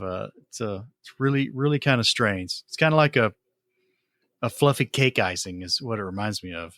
I don't know if I'm sold on it, but it works. I've got some more to put on the base a little later and maybe put in some more terrain texture, but for the model, I got it all blended in. It's set and it's ready to go. So again, pushing pause, setting that aside, going to take all the tracks and wheels off the model. I'll get into finishing the hull of the KV, but even before I do that, I'm really trying to push the E16 Paul float plane forward and finish it. Well, one thing before you go on to the E16, would you recommend for people who get the VMS Smart Mud to immediately upon purchasing it and getting it home, put the container that it comes in another airtight container? That would not be a bad idea. Unless you know you're going to use it in a few months. Yeah. It will change consistency over the long haul. So I need to go back and look at my order. I probably could go on PayPal and figure out when I bought it. Yeah. And see how long I've actually had it. But it definitely changed. Mm-hmm. But it's good now. So tell us about the Paul. Well, I've spent a couple of nights masking the Paul. So I've got the demarcation lines on the fuselage mast. I've opted for a hard edge, given the scale. Yeah. Mr. Hustad gave me some tips on getting that to be a what to call it, a soft edge, but still fairly tight. A tight soft edge. Yeah, and I A was tight feather. that was just like one more wrinkle to the project that I was just not willing to do. So I've masked it off hard edge. I hand cut the where it gets complicated is the rear fuselage. It does some funky things around the national insignia. Mm-hmm. So the Hinamaru, I actually cut a disc with a circle cutter, the exact same size as the decal, and put that on first, and then hand cut the transitions for between the green and the gray with Tamiya tape and work those in to that disc I'd already cut. So I've got all that masked off. I did the whole bottom side mask for the gray to mask the demarcations on the edges of all the horizontal control surfaces, the wings and stabilizers. All that's masked now. I've even mixed up a couple of shades of green. I've lightened the Tamiya Imperial Japanese Navy green a couple of times, and I've got pre-mixed just paint. They've not been diluted down for airbrushing, but just the color. Okay. What are you going to thin them with? Probably MLT. Okay. Pretty standard things. Sure. I may mix it in a little Tamiya gloss with them to hopefully not have to put much of a clear coat over it to do the panel line washes and all that. Sure. Which is coming next. So the thing's masked. I got to get on it. I don't want that tape on there too long. No, that's right. The greens are mixed ahead of time. I got to thin those and get to airbrushing. I'm just waiting on my jug of Gunzi Mr. Modeling time to arrive. Well, man, if you get that, you to let me know who has it in stock, because I've looked everywhere for it and I can't find that in stock. And then I'm ready to rock and roll, man. That's pretty much it. Well, good.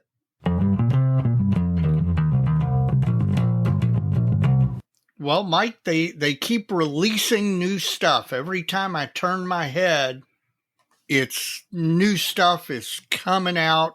Manufacturers are releasing left and right. Again, we say it's the golden age of modeling, and that is absolutely true, especially when it comes to releases. So you got some faves and yawns?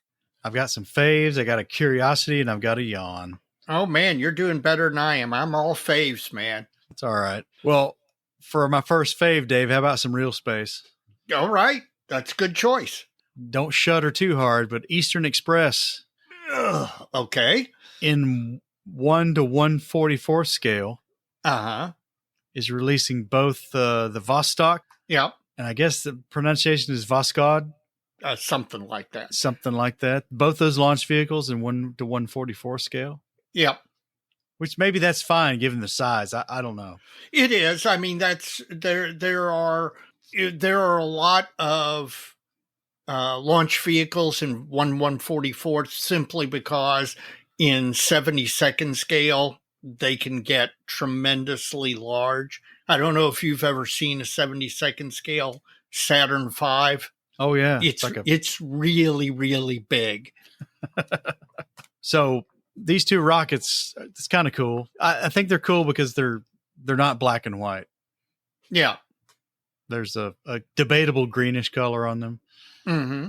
And just they look so much different than the American rockets of the era. So yes, kind of interested in those. What's your first fave? Our friends up at Magic Factory, who have recently released the Bradley and the twin kit of the F4U that Mr. Wallace is very fond of, have announced in the correct scale, 72nd scale, one of my favorite vehicles of World War II, and that is the 234 / okay, you got to help me. Is it 4? 2. 2. The 234/2 Puma, the 8-wheeled armored car reconnaissance vehicle with, I think, a 50 millimeter gun. Yep. And there's some vehicles that just look right, that look cool. And the Puma has always been to me one of my favorite vehicles. And to have, I'm sure Magic Factory's going to do this up right and to have a 72nd scale kit, modern kit of this vehicle, this will immediately jump on my short list to both buy and to build. Oh yeah, it's offsetting a Matchbox kit. Yeah, well, yeah, So exactly. You skipped a whole generation of 72nd scale armor 3 generations. to get there. That's gonna be tempted for me to not buy that one too. Yeah. And I've got a 35th scale Dragon one in the stash, and you've built one already. I've built the artillery one.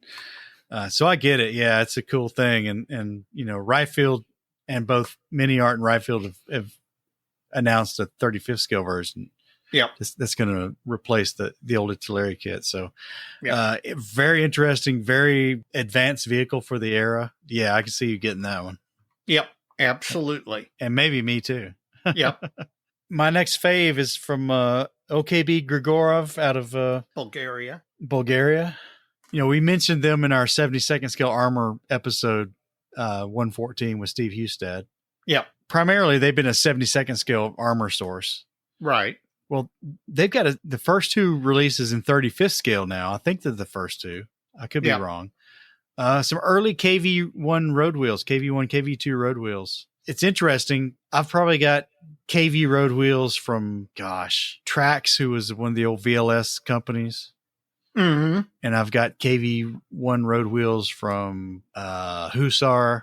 And I probably got some from Royal Models and a couple other companies. But it's interesting because I think the knowledge keeps increasing. Folks keep looking at photographs and getting more information and realizing there are more variations and more manufacturer-specific details than maybe they anticipated before.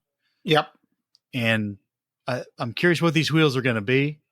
For some reason, and I have no idea why, I built the KV2. Or no, KV1. I built the KV1. And for some reason, I went down a rabbit hole on the road wheels on the KV1. And I think at the time, and keep in mind, this was 20 plus years ago. I think at the time I was able to identify 7 different distinct types of road wheel that were used on the KV1. And it just didn't make sense. Why in gosh's name would there be 7 different types of road wheels for the KV1? So I can't imagine how many now with all the research and everything, what the current thinking is on that subject. But it's really, it's fascinating. Well, I think I'll look into these a little bit more, and if they're any good at all, I'll probably end up with them. Sure. And then you'll build a KV1 with one of each type of road wheel. Well, you can do that too. That's right. Yeah, that's part of the thing I found in the research was it was a complete mix and match job on many of the vehicles. That there were, it was not unusual to see 2 or 3 different types of road wheels on one tank. What you got next? Well, this one's for you. There is a company that I have never heard of before called Mulberry Scale Kits. And they have announced a cowl engine, prop, and exhaust for the Heller/Revell Arado 196.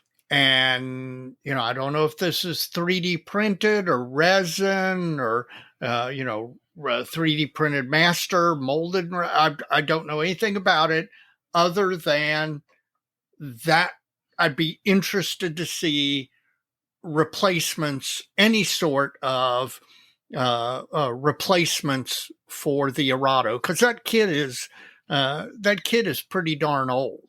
And with whatever way you go, any help you can give it. If we're not going to get a brand new kit by Tamiya or Arma or somebody like that, any addition as far as that goes, you gotta love. So I know you want to build one of those. This clearly is something that might be a good addition. So I was keeping an eye out for you. So that's a fave for me. Well, thank you. You're welcome.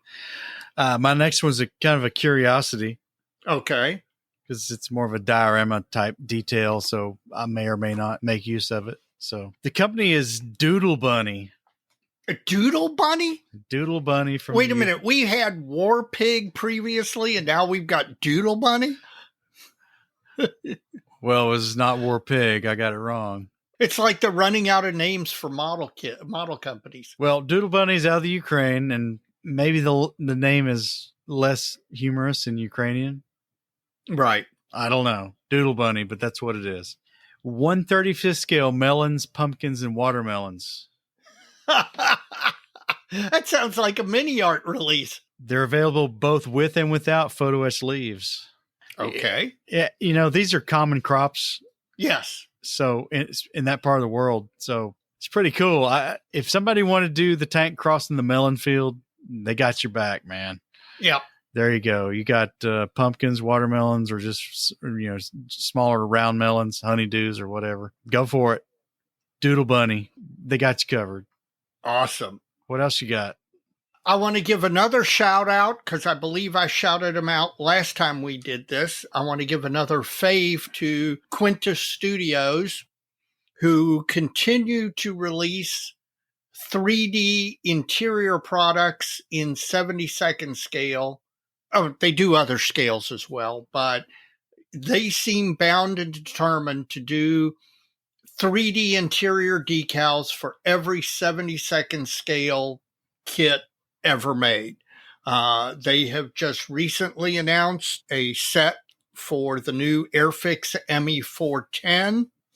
They've announced a set for the Edward, all the different versions of the Edward F6F Hellcat, which I own and should build because I've had it for an embarrassingly long period of time. And they have announced 3D interior decals for the Airfix Typhoon. They are cranking their way through basically everybody's 70-second scale catalog.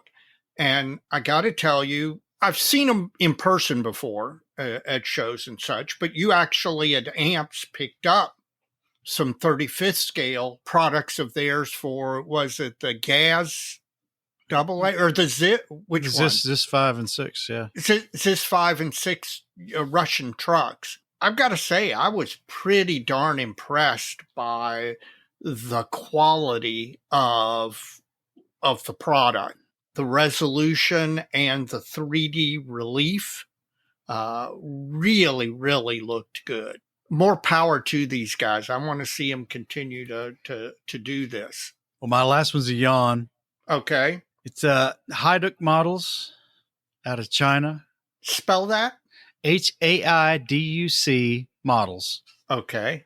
Haiduk Models. It's a T-34-76 with some STZ 1942 features, but it's a tune tank. Oh. The upside is it's an STL file, so we're not wasting any tooling capital with this tune tank. Gotcha.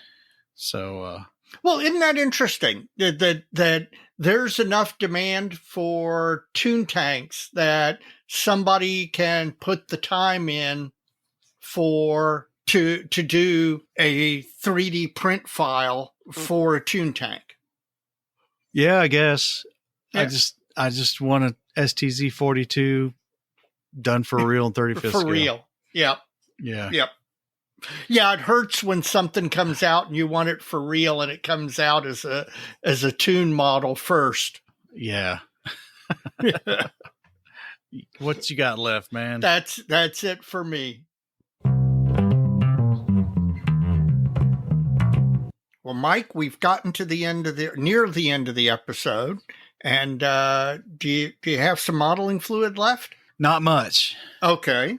Well, that must be an indication that it's actually pretty good. Well, it's Redemption Straight Bourbon Whiskey. This is Indiana distilled and bottled, which is Unusual. Now, the last one I had from Indiana, I did not like at all. That was a long time ago. That's probably 2020, folks. Not revisited Indiana on the bourbon front for 3-4 years now. It's 96 proof, so not too hot.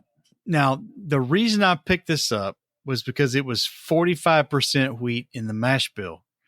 Oh, I like that. So Weller came to mind. Right. And at the price point, which is about $50, it was worth a shot to see if it was even remotely similar to Weller. Right. Because Weller's about the same price point. You just can't find it in liquor stores in Kentucky. Yes. I started neat, moved to a single rock. It's not Weller, but it's actually not bad. Well, good. It was not quite as smooth as I was hoping for at 45% wheat, but it's not bad. It's good. I could see me having this again. Yeah, it's pretty good. So Redemption Bourbon. Now there's a Redemption Rye, which I think we've had. I think somebody brought us that to the dojo one time. Yeah. At a national convention, but I've not had this before, and yeah, I'm pleasantly surprised given it's not from Kentucky. 45% wheat. It's not as sweet as I would have expected. It's not as smooth as I would have hoped for. But it's not bad at all. It's pretty good. I would do this again. Well, good. Maybe I'll have to keep an eye out for it and see if I can catch some on sale. Well, how's the water? I am well hydrated. I gotta say, the water is good. Trader Joe's bottled water, and hopefully this is going to make my blood test tomorrow look really good. Well, hope so, man. And then I can have a beer tomorrow night. Here's to an uneventful checkup. Hear, hear.